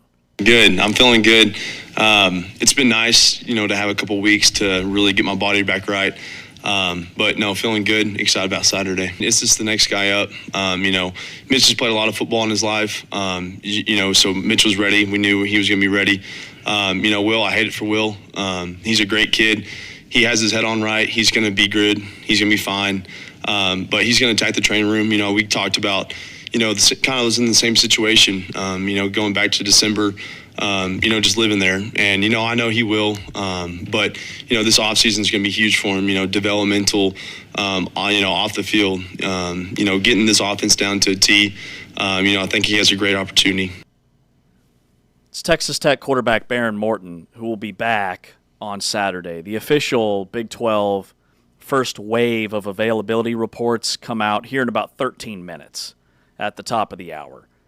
So we don't know what his status will be quite yet. But do you trust that Behren Morton finishes the year for Texas Tech? Because his health has very much yo-yoed back and forth since week 3, week 4. Yeah, and it's interesting. It reminds me of this famous Tom Moore quote, the former offensive coordinator, longtime offensive coordinator of the Indianapolis Colts. And one of the questions, I think, was like, why don't backups get more snaps in practice than Peyton Manning? And the quote from Tom Moore was, fellas, if 18 goes down, we're bleeped, and we don't practice bleeped. So, it's really interesting because a lot of times teams do not have enough depth or do not try to prepare to have enough depth in positions that they should, right? Like, it's one thing to just randomly lose certain guys to injury. It's another thing, though, when you've got guys that have injury history to be unprepared from a personnel standpoint behind them. It feels almost like that's where Baylor is. Like, the Chicago Bears are similar, where it's like you got guys that are constantly hurt. Maybe you should have prepared a little bit for those guys to be hurt. So it's a long way to say, like, Texas Tech did a really good job of preparing for Behren Morton to not be healthy. I mean, behind him, you had Will Hammond, who could very well start for this team and win games for them, as we've seen. And then behind him, you've got a guy that, it's not easy to find a third-string quarterback that can legitimately play. And, look, it remains to be seen how good Mitch Griffis is, but this is a guy that's played and started games in college football. He was basically out of college football last year. He was pouring concrete and construction a year ago, which is something that came out this week from Mac Leftwich, the offensive coordinator of Texas Tech. So, like, to even go that deep and say, like, we're so concerned about Behren Morton's health this year that we're going to go to a third-string quarterback that we think could play games and win games for us this year. So they are much more prepared to handle the losses this year. With that being said, Texas Tech season, which has a very high ceiling, rides on Behren Morton's health. And that's not a great thing because Behren Morton has not proven that he could stay healthy. And it's been a whole plethora of different injuries throughout his career. This Mitch Griffis kid is a fascinating story. So he transfers to Marshall with an intent to play the 2024 season last year at Marshall. But he opted to step away from football that following June. He's pouring concrete, ends up at Texas Tech. Before that, he actually played the 2023 season at Wake Forest, started in 9 games. He was named a team captain prior to the year. So going into the 23 season, he was on the Johnny Unitas Golden Award watch list. Was poised to have a huge year at Wake Forest because he started in 6 games in 2022 as a redshirt sophomore, looked really good. So he has a lot of experience, just none of it has been lately. So I do think that Texas Tech's ceiling very much hinges on Morton's health, especially when you factor in just how dominant Kansas State has been the last 2 weeks and how much improved they've been week over week the last 4. And that's the thing. K-State has shown that the last 4 games, they have gotten better each and every game. The rushing's been better. Avery Johnson's been more efficient. The defense has been in the right spot. They're forcing turnovers.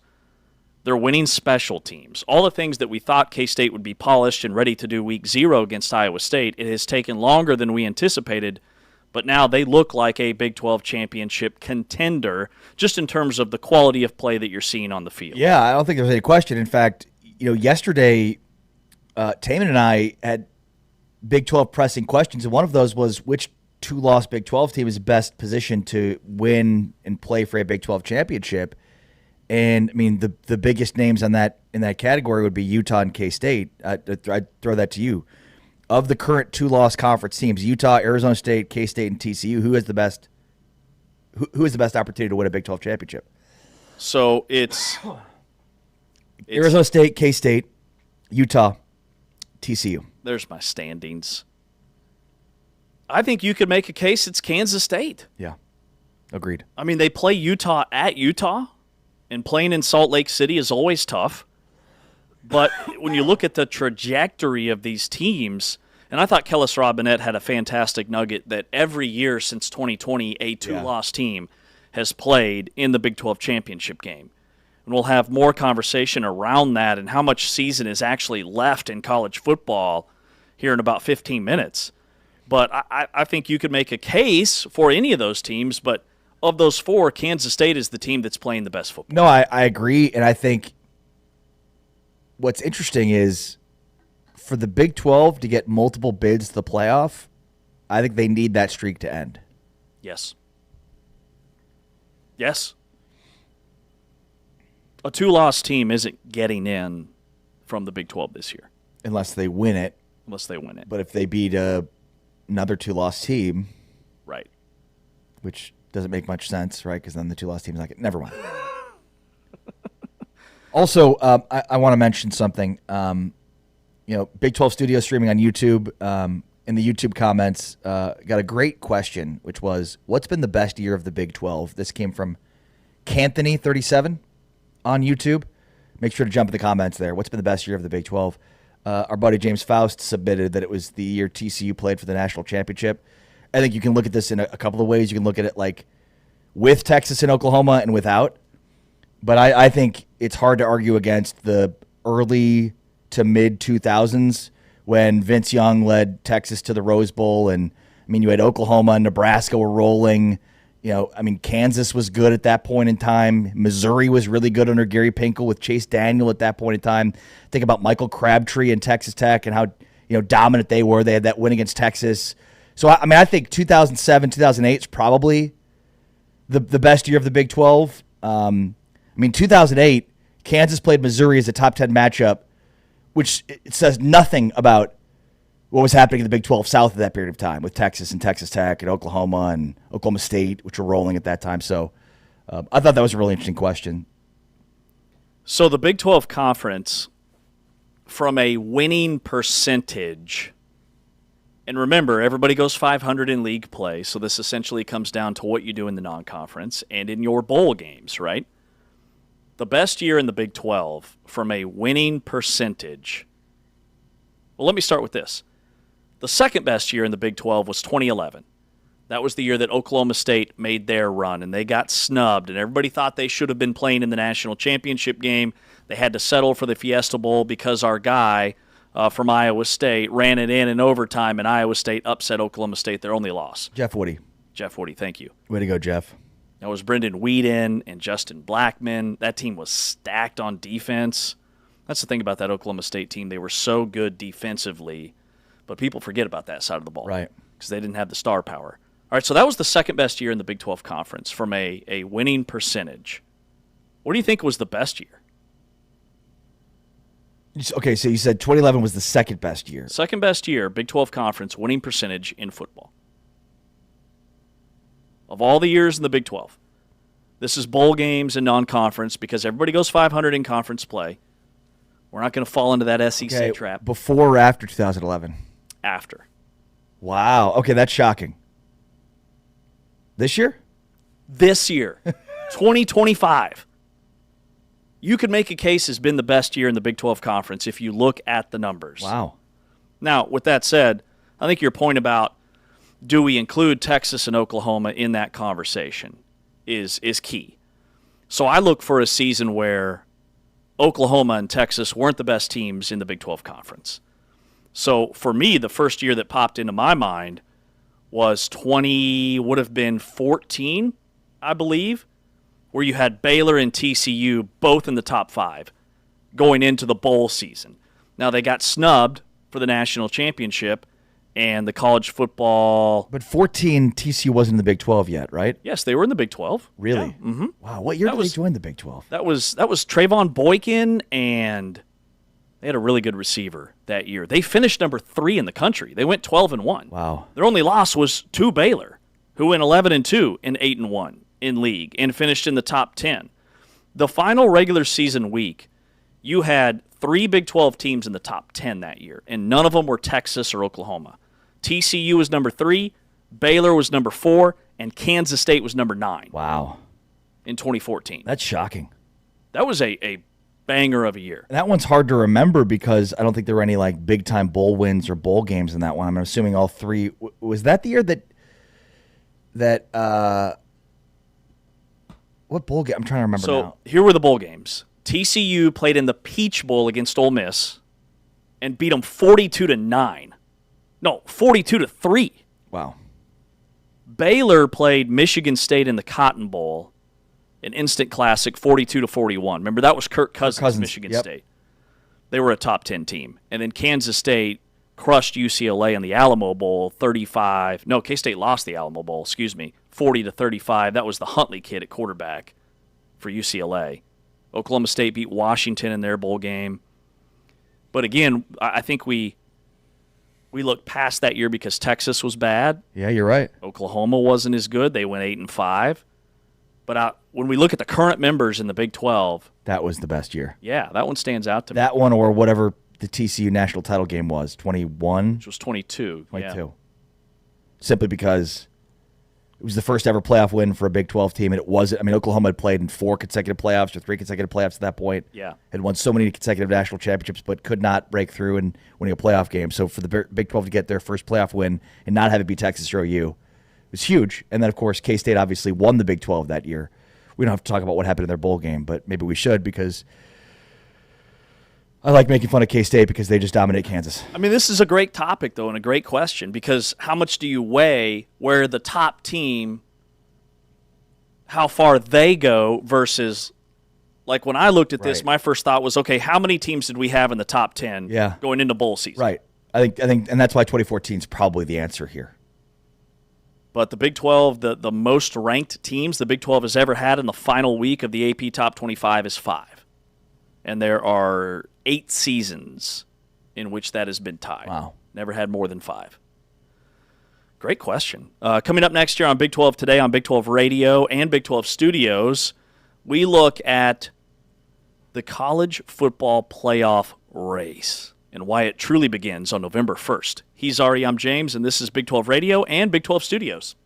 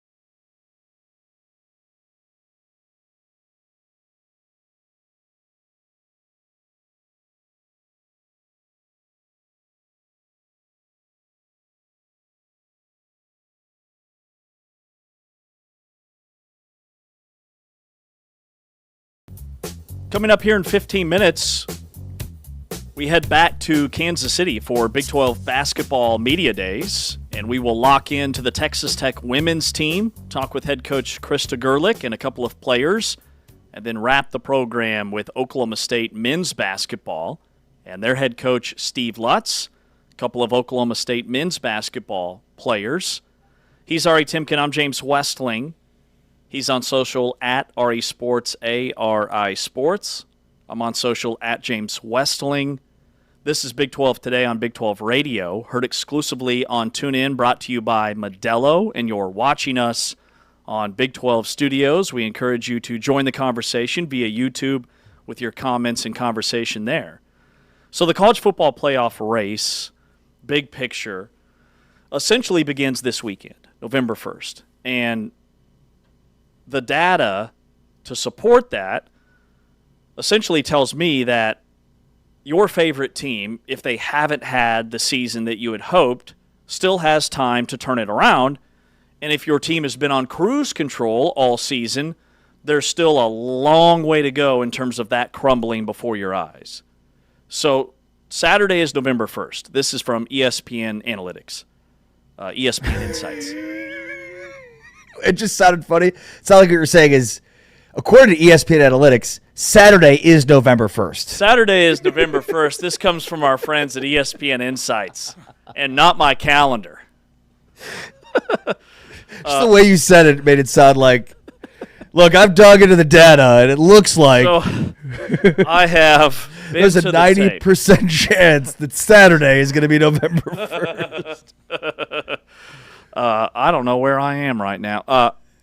Last year, okay? So last year, entering the month of November, the college football team that had the best chances of making the playoffs was Miami at 89%. And what a run they had in the playoff last year, huh? What a run. Right up there with Lincoln Cure's spring. By the way, Cure had a catch against Kansas. Saw that. He's getting involved. Had a massive spring. The guy's barely been on the field this year. Massive spring. Just like Miami had a great run in the playoff last year. I can assure you ChatGPT did not find these statistics. Okay. They write preseason articles about Lincoln Cure, but they don't handle ESPN Insights. No. 3 teams last year made it to the college football playoff, despite having less than 40% odds. One of those teams from the Big 12, Arizona State, Clemson, SMU. Because why would a 3-2 team in the Big 12 make the playoff, right? You know, and I think it's always interesting to look at some of those predictive analytics. And, you know, you can't throw the baby out with the bathwater, because I think a lot of people want to do that. Oh, 87% chance, 89% chance, and Miami didn't make the playoff. How stupid is that? Well, I mean, what it's doing is projecting your future schedule, the teams you play, and your likelihood of beating those teams where you're playing them. If I see bathwater, I'm throwing that baby.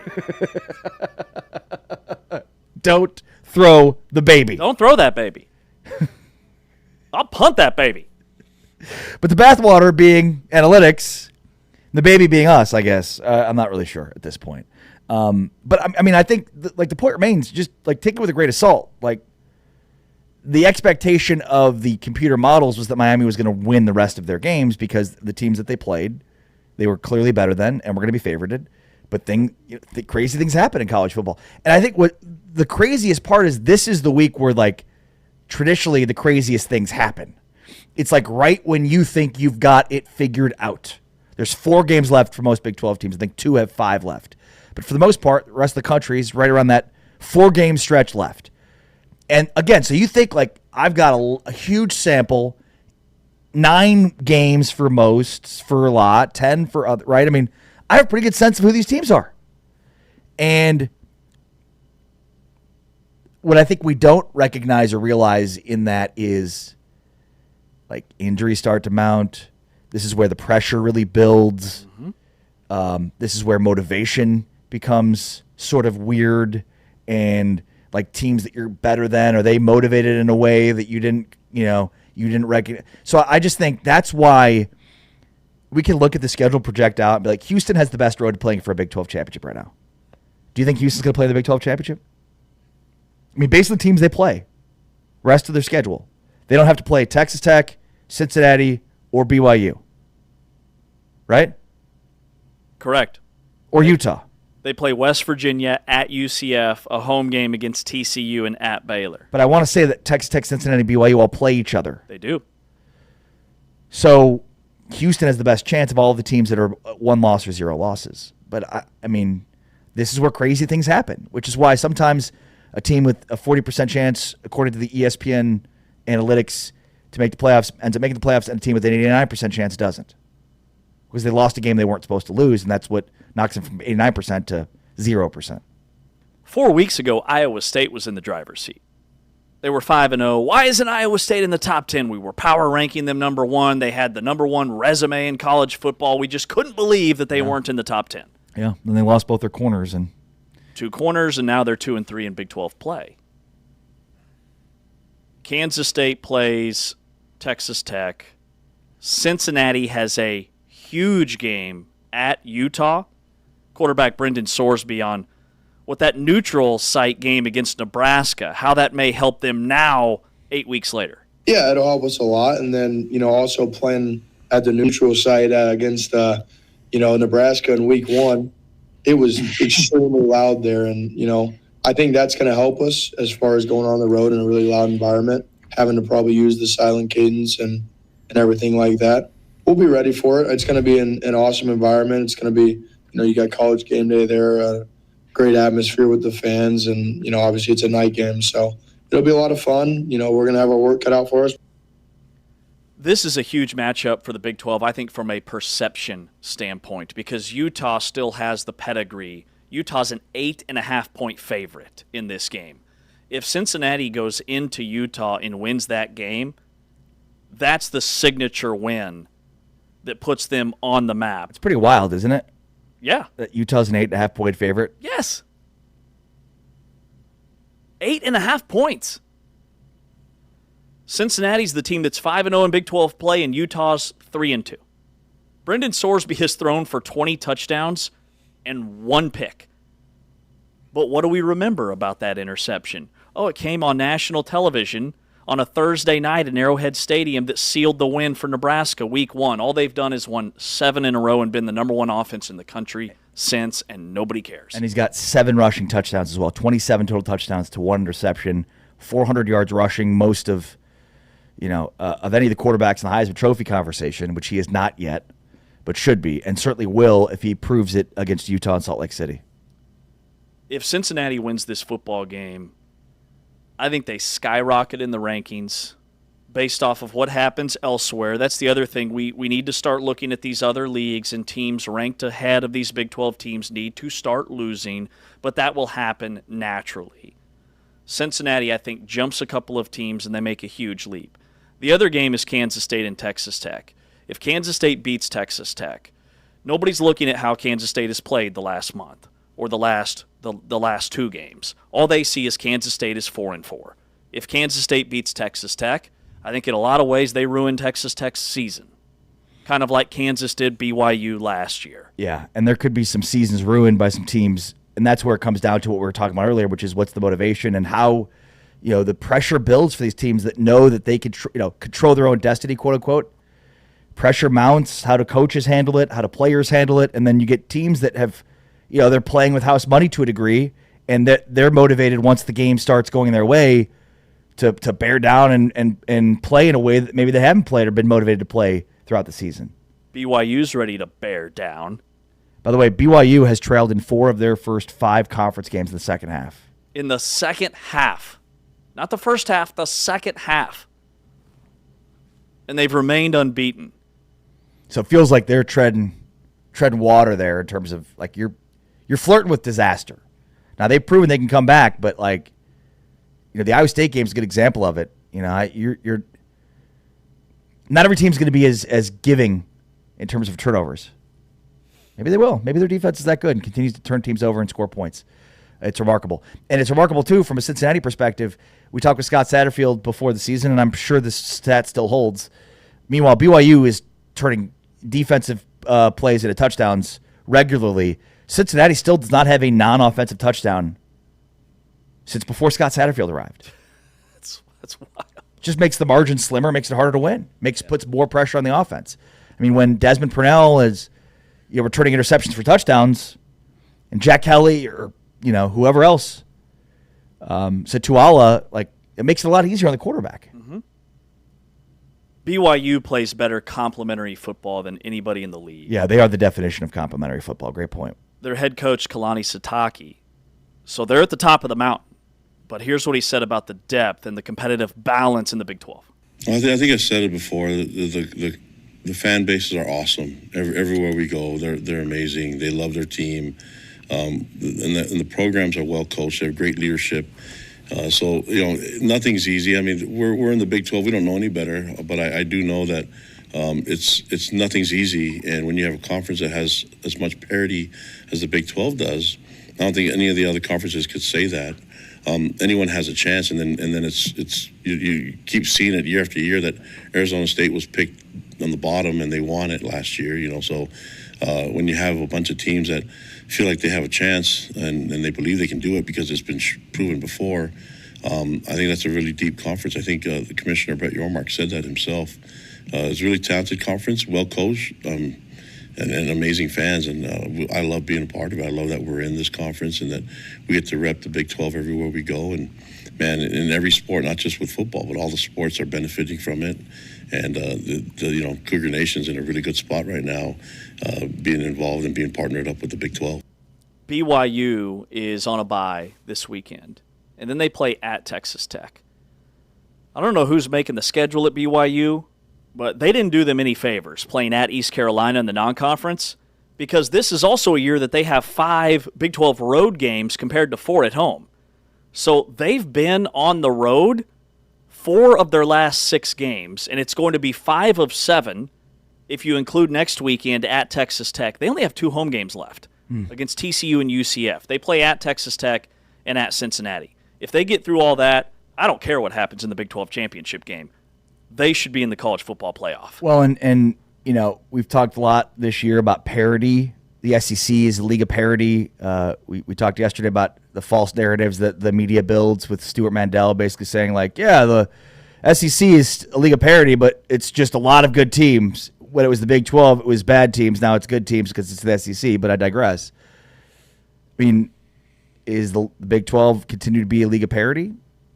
Or does BYU, does Texas Tech, do they keep winning at the top? Obviously, they're going to play each other in a couple weeks, so somebody has to win that game, somebody has to lose. But beyond that, the best path for the Big 12 to have 2 teams in the playoff would be the path with a 1-loss or a undefeated Big 12 team playing a 1-loss or undefeated Big 12 team. The team that you asked me about at the beginning of this segment that I keep circling back to is Houston. Willie Fritz was named the National Coach of the Week. He got the Bear Bryant National Coach of the Week award this week after their road win at Arizona State, in which they led 24-0 going into the fourth quarter. That team is 7-1. Their next 4 games to wrap up the season are at home against West Virginia, at UCF, home against TCU, and at Baylor.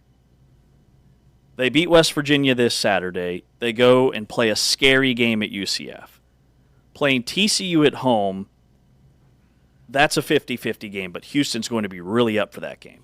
And then at Baylor, which Baylor, dismissing their offensive line coach after reportedly there was fighting amongst coaches and players, they're an absolute mess. And they're 4-4, 2-3 in Big 12 play. Who knows what's going on at Baylor by the end of the season, by that last regular season Saturday? Is Dave Aranda still the coach? Are they 4-7 or are they 7-4? They're the type of team that it could go either way. But the 2 middle games that Houston has left are the 2 that maybe could be losses at UCF and then TCU at home. Mm-hmm. I'd say TCU is the best team that they have left of their schedule, but UCF's a tough road game. Those are the 2 that if Houston's going to slip up, it's going to be one of those. But you also have a coach, Willie Fritz, who's a very much a meat and potatoes guy, right? So, like, they're not going to overlook opponents. They're not going to do some things that sometimes happens to, like, Miami last year, where it's like they lose to teams they're not supposed to because they're overlooking these teams. It doesn't strike me as that something that Willie Fritz would do. If Houston is 11-1 and playing for a Big 12 championship in Arlington, are they in the college football playoff? Or do they have to win that game to get into the college football playoff? I'm not sure their non-conference is good enough. And it's not their fault, but the way their conference schedule has shaped up. They're going to be lacking top 25 wins. At Arizona State will be their best win on their resume. Even if they run the table. Yep. A game they've already played. Yep. With that said, you asked me if I think they're going to play for a Big 12 championship. Right now, I say yes. I just, something about that football team, I see improvement week after week. I love Dean Connors at running back. Connor Wegman is the most underrated dual threat quarterback in the league. Defensively, they're top 20 across the board. They've knock on wood, they've stayed healthy to this point in the season. The offensive line is getting better. I think they run the table. Yeah, I mean, based on their schedule, it's hard to disagree with that. And I'll say, like, if you're going to beat Houston, you've got to keep Connor Wegman in the pocket. You know, the key to beating Houston is to not let Connor Wegman get loose with his legs. Easier said than done, but I mean, that's how you beat him. You have to keep him in the pocket. You have to crowd the edge and maintain a pocket, not let him be able to improvise and get outside. There's a lot of Sam Levitt last year in his game, in the way he's playing. Yeah. Yeah. And that team played in the college football playoff. All right, coming up next here on Big 12 Today on Big 12 Radio, we head back to Kansas City, sat down with Texas Tech women's basketball coach Krista Gerlich. After that, we'll wrap up the show with Oklahoma State men's basketball head coach Steve Lutz, some players in there as well. For Ari Timken, I'm James Westling, Taman Turner on the controls. This is Big 12 Radio exclusively on TuneIn and watched on Big 12 Studios.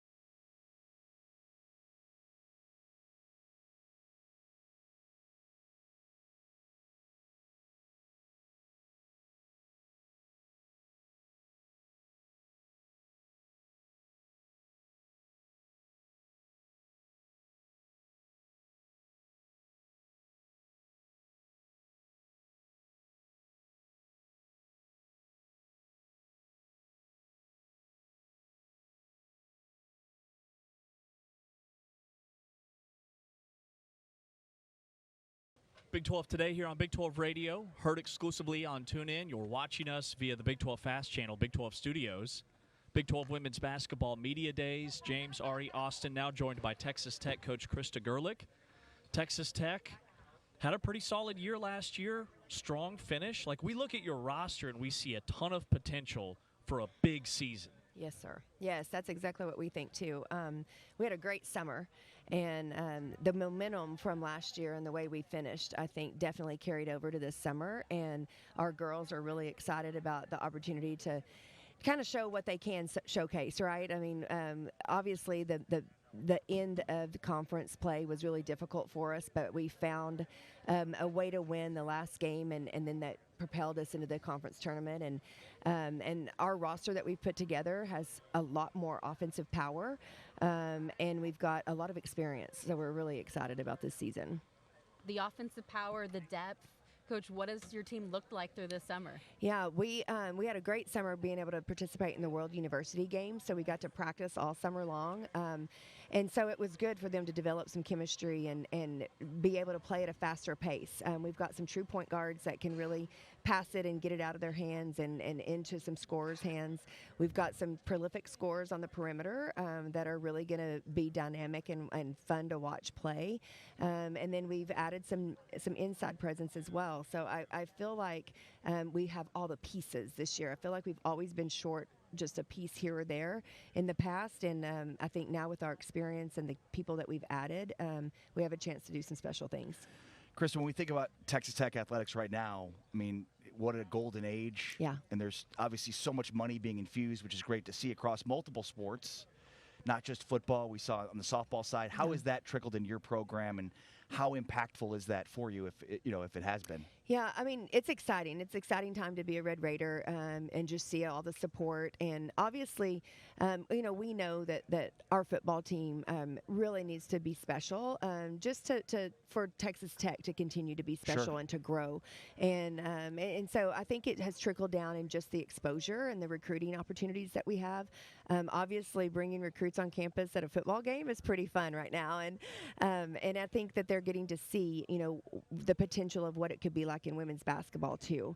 I think the money piece is what it is, but I think that when you look at all the other resources and all the other things that go into Texas Tech and Lady Raider basketball and even just the sports across the board, I think it's an exciting time, and people are really interested to see what's happening in Lubbock. Well, you have a go-to scorer in Bailey Maupin, over 16 points per last season. What have you seen during the offseason, and what does she need to do to take her game to another level? Yeah, well, I appreciate Bailey on so many levels because she is just the ultimate team player and the ultimate coachable kid. I mean, she's done what we need her to do, probably because of a lack of another area that we may have had. So she's had to be the point guard the past couple of years. That is not her natural position. So number one, we've been able to get some point guards on our roster to allow her to move off the ball so that she can score it more instead of trying to facilitate our offense. And we've already seen that this summer, and then obviously in our first scrimmage or so, we've seen her really be able to put the ball in the basket and to be able to attack more offensively. We've also put some other scorers around her. We've added Snetta Collins, who is a prolific scorer, and just having them opposite of each other has really been fun to watch and them play off one another, but then also putting Gemma Nunez the ball in her hands, and she's a pass-first point guard, has allowed Bailey to move more freely within our offense, to get out and run in transition, and Gemma's and Sydney Love both are doing a really good job of finding her where she can score it. Bailey Maupin, a small town kid. Yeah. How is the way that she raised translate to the way that you see her play on the court, being so tough and physical? She's just so hard nosed. I mean, she's never missed a day of work, right, if you will. To be honest, I know exactly where she grew up, and I actually grew up 15 minutes away from where she grew up, so I understand just her daily life and expectation and what the people of Groover, Texas are like. And she is, early to rise and late to bed and is working nonstop the entire time. And that's how she plays. She's so physically tough and mentally tough. And that just is contagious, too, within our team. And so I love the work ethic that she brings. All right, Coach, let's wrap with a get-to-know-you question. Okay. Let's talk Hollywood. Oh. Who would play you Oh, Lord. in a movie about your life? Oh, Lord. That's... They're heavy-hitting. Okay. I'm trying to think of... just because I'm a Southern girl, whatever, grew up, let's just go with Reese Witherspoon. Yeah. That's exactly who I was going to say Maybe for just because of you. the accent. I don't know. I was going to suggest that. I think it's perfect. I'm just keep thinking of Sweet Home Alabama, Yes. and maybe that would do it. There it is. Great pick. She's much more comfortable at home, right, in South than she was in the city. I think that's me for sure. Who plays Cheryl, I guess, is what I would want to know. Cheryl Swoops. Cheryl Swoops plays Cheryl Swoops. There ain't nobody that can play Cheryl Swoops. She is one of one. Coach, congrats on all the success. We're excited for the upcoming season. Thank you for your time. We are too. Appreciate you guys very much. Thanks, Krista. Wreck 'em. Texas Tech coach Krista Gerlich here on Big 12 Radio. You're watching us via Big 12 Studios from Big 12 Women's Basketball Media Days in Kansas City. Media Days here in Kansas City, presented by New Era. This is Big 12 today on Big 12 Radio and Big 12 Studios. We are now joined by Texas Tech's Bailey Maupin and Jalen Bristow. And Bailey, I want to start with you. Is this, or what makes this, maybe the most talented Texas Tech team that you've been a part of? We got a lot of new faces that have joined us this year, and we have a lot of crazy good athletes, so we're able to play fast, get out in transition, and that's not something that we've always been able to do in the past, so I think that that's going to make us, I think it's going to make for a really good year. You guys got to spend a lot of time together this summer. I want to hear about the World University Games. What was that like, and what experience did you gain from something like that opportunity?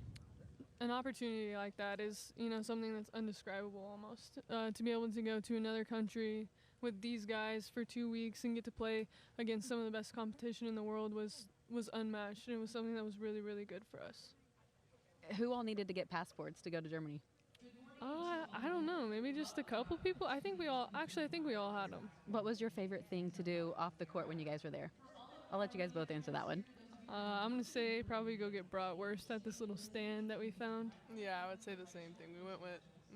We went probably every day. Yeah. I don't blame you guys. So the bratwursts lived up to the hype. They sure did. They're different there than they are here. They are. You can't find those in Lubbock. They're so much better there. Okay. Yeah.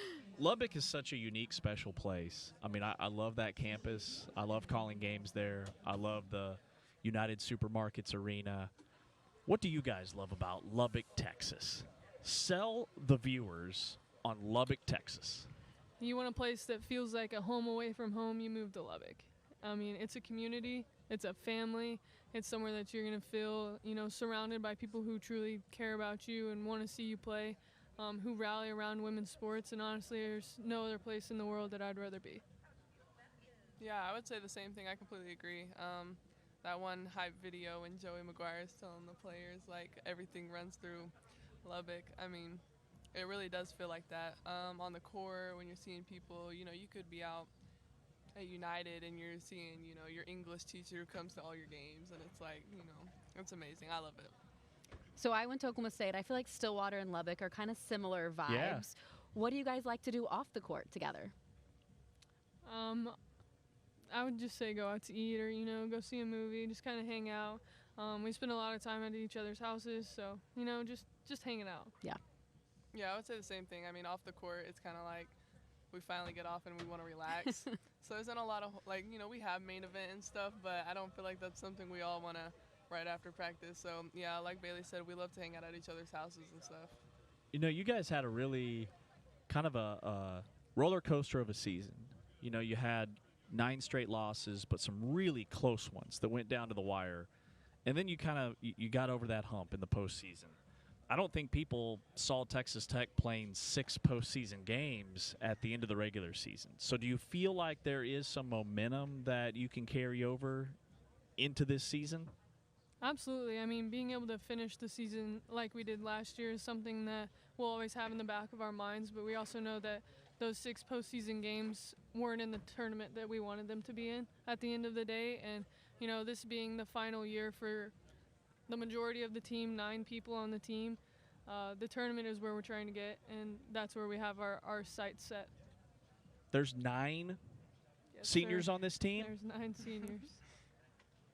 That's rare in college basketball Yes, sir, in it this is. era. So what does that do in terms of chemistry, leadership, everything else that goes into having that much experience on a roster?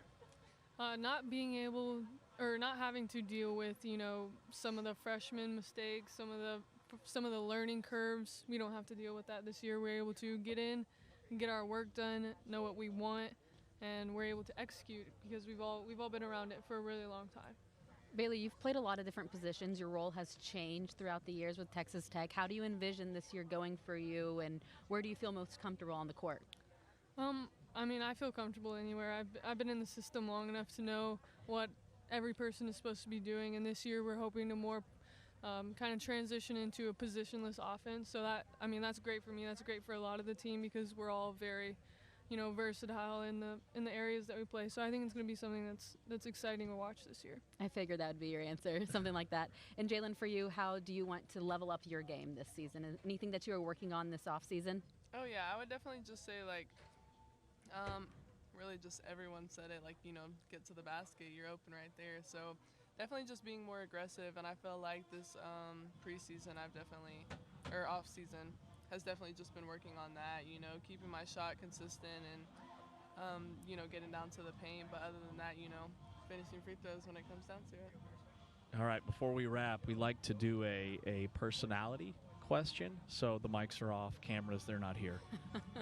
What is, and this is for both of you, what is one emoji that describes you best and why? I'm going to have to go with the laughing face. I feel like that's the one I use the most. Even in probably situations that I shouldn't, I always just put the laughing face, you know, lighten the mood. Don't know what to say, Yeah. throw the laugh emoji. Lightening the mood. I would definitely say the little emoji with the star eyes, because I feel like, you know, Monday through Friday, I'm in sweatpants, and, you know, my hair may have been washed once, and then Saturday comes, it's game day, and glammed out. But that's the only time people see me, so we're ready. I love it. Glammed out. Awesome stuff. Well, best of luck this season. Thank you so much for your time, and hope to have an incredible year for Texas Tech. Thank you. Thank you guys for having us. It's Bailey Maupin and Jalen Bristow here at Big 12 Women's Basketball Media Days. That is Texas Tech. We are presented by New Era, and you're watching on Big 12 Studios. You're listening exclusively on TuneIn.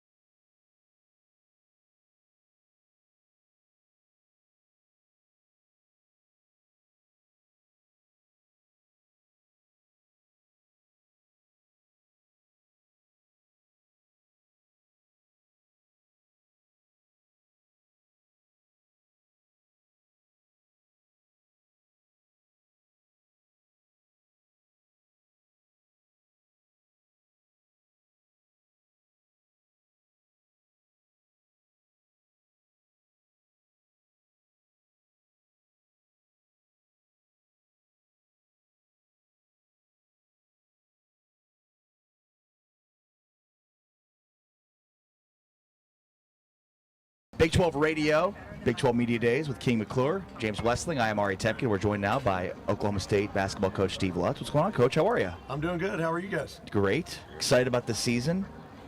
You better be. I mean, it's going to start. I mean, what are your expectations for this season for your team?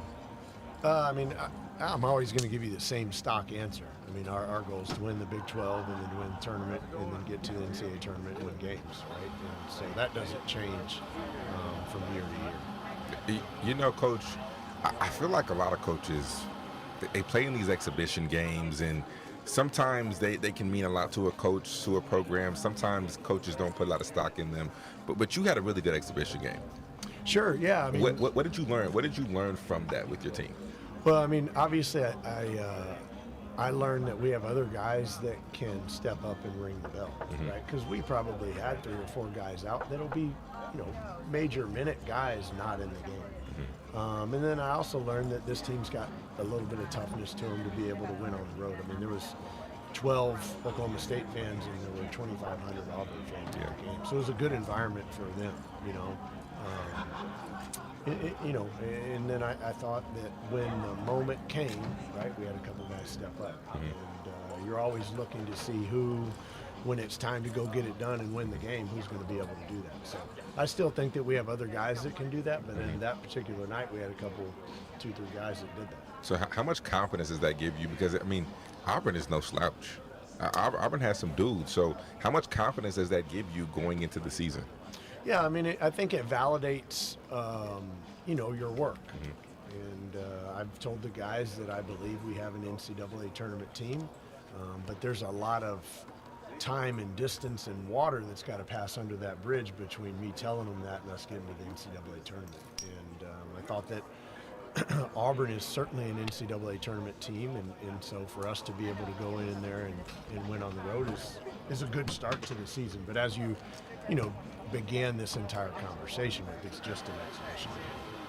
Steve, you have brought in some scorers this offseason, and one of the top recruiting classes in the Big 12 and maybe the country.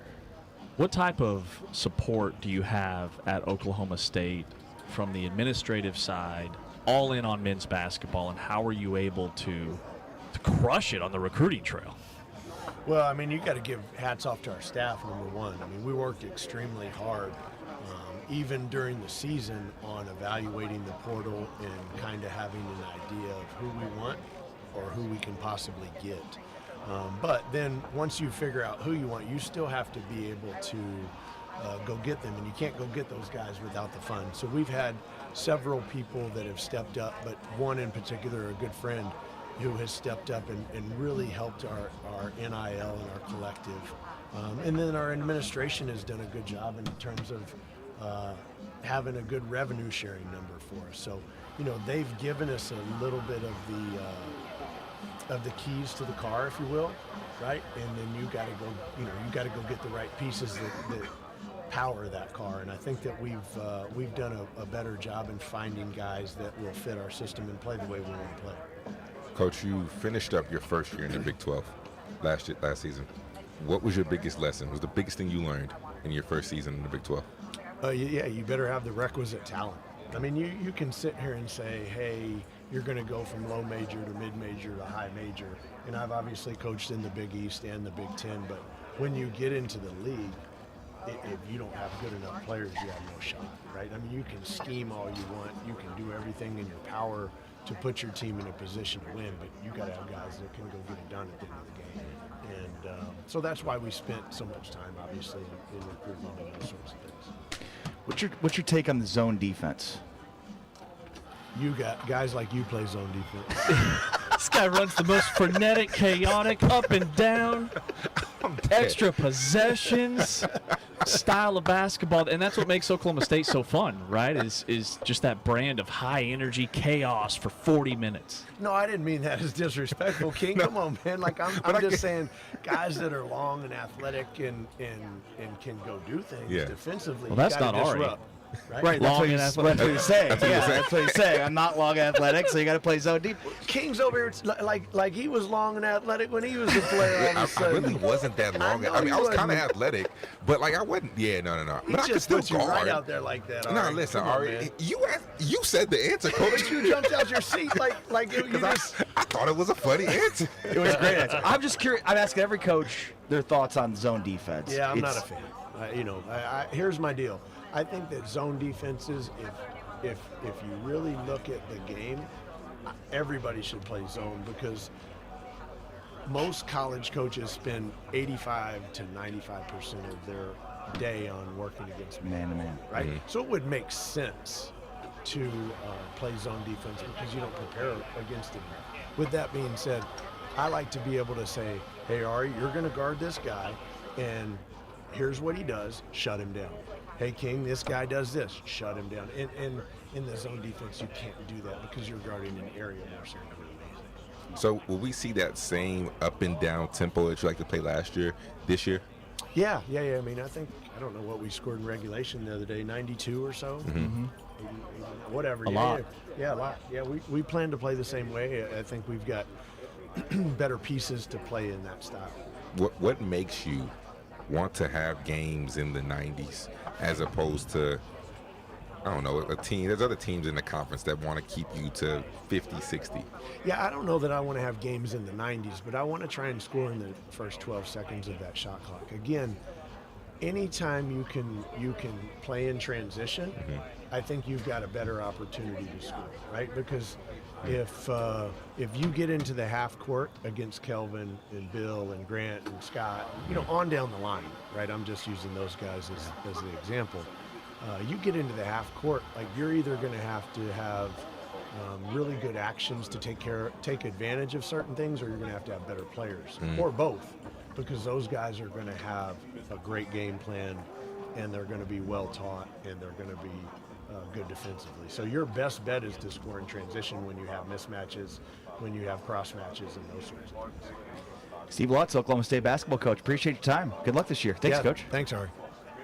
All right, let's talk Oklahoma State hoops here on Big 12 Radio as we are at Big 12 Media Days at T-Mobile Center in Kansas City, presented by New Era. We're talking Oklahoma State with Parsifala and Robert Jennings. What's going on, guys? What's going on? Doing great, man. How about you? How you doing? I'm doing great, thank you. Appreciate it. What is it like this time of year, especially in modern college basketball, where it's like a new team almost every year, new group of guys? It's different. I've never really got to encounter the way college hoops originally was. So it's so no different for you, This right? is really all I know. Getting to know a new team every year. This is probably the first time I've really had a completely new team besides when I first transferred to Oklahoma State.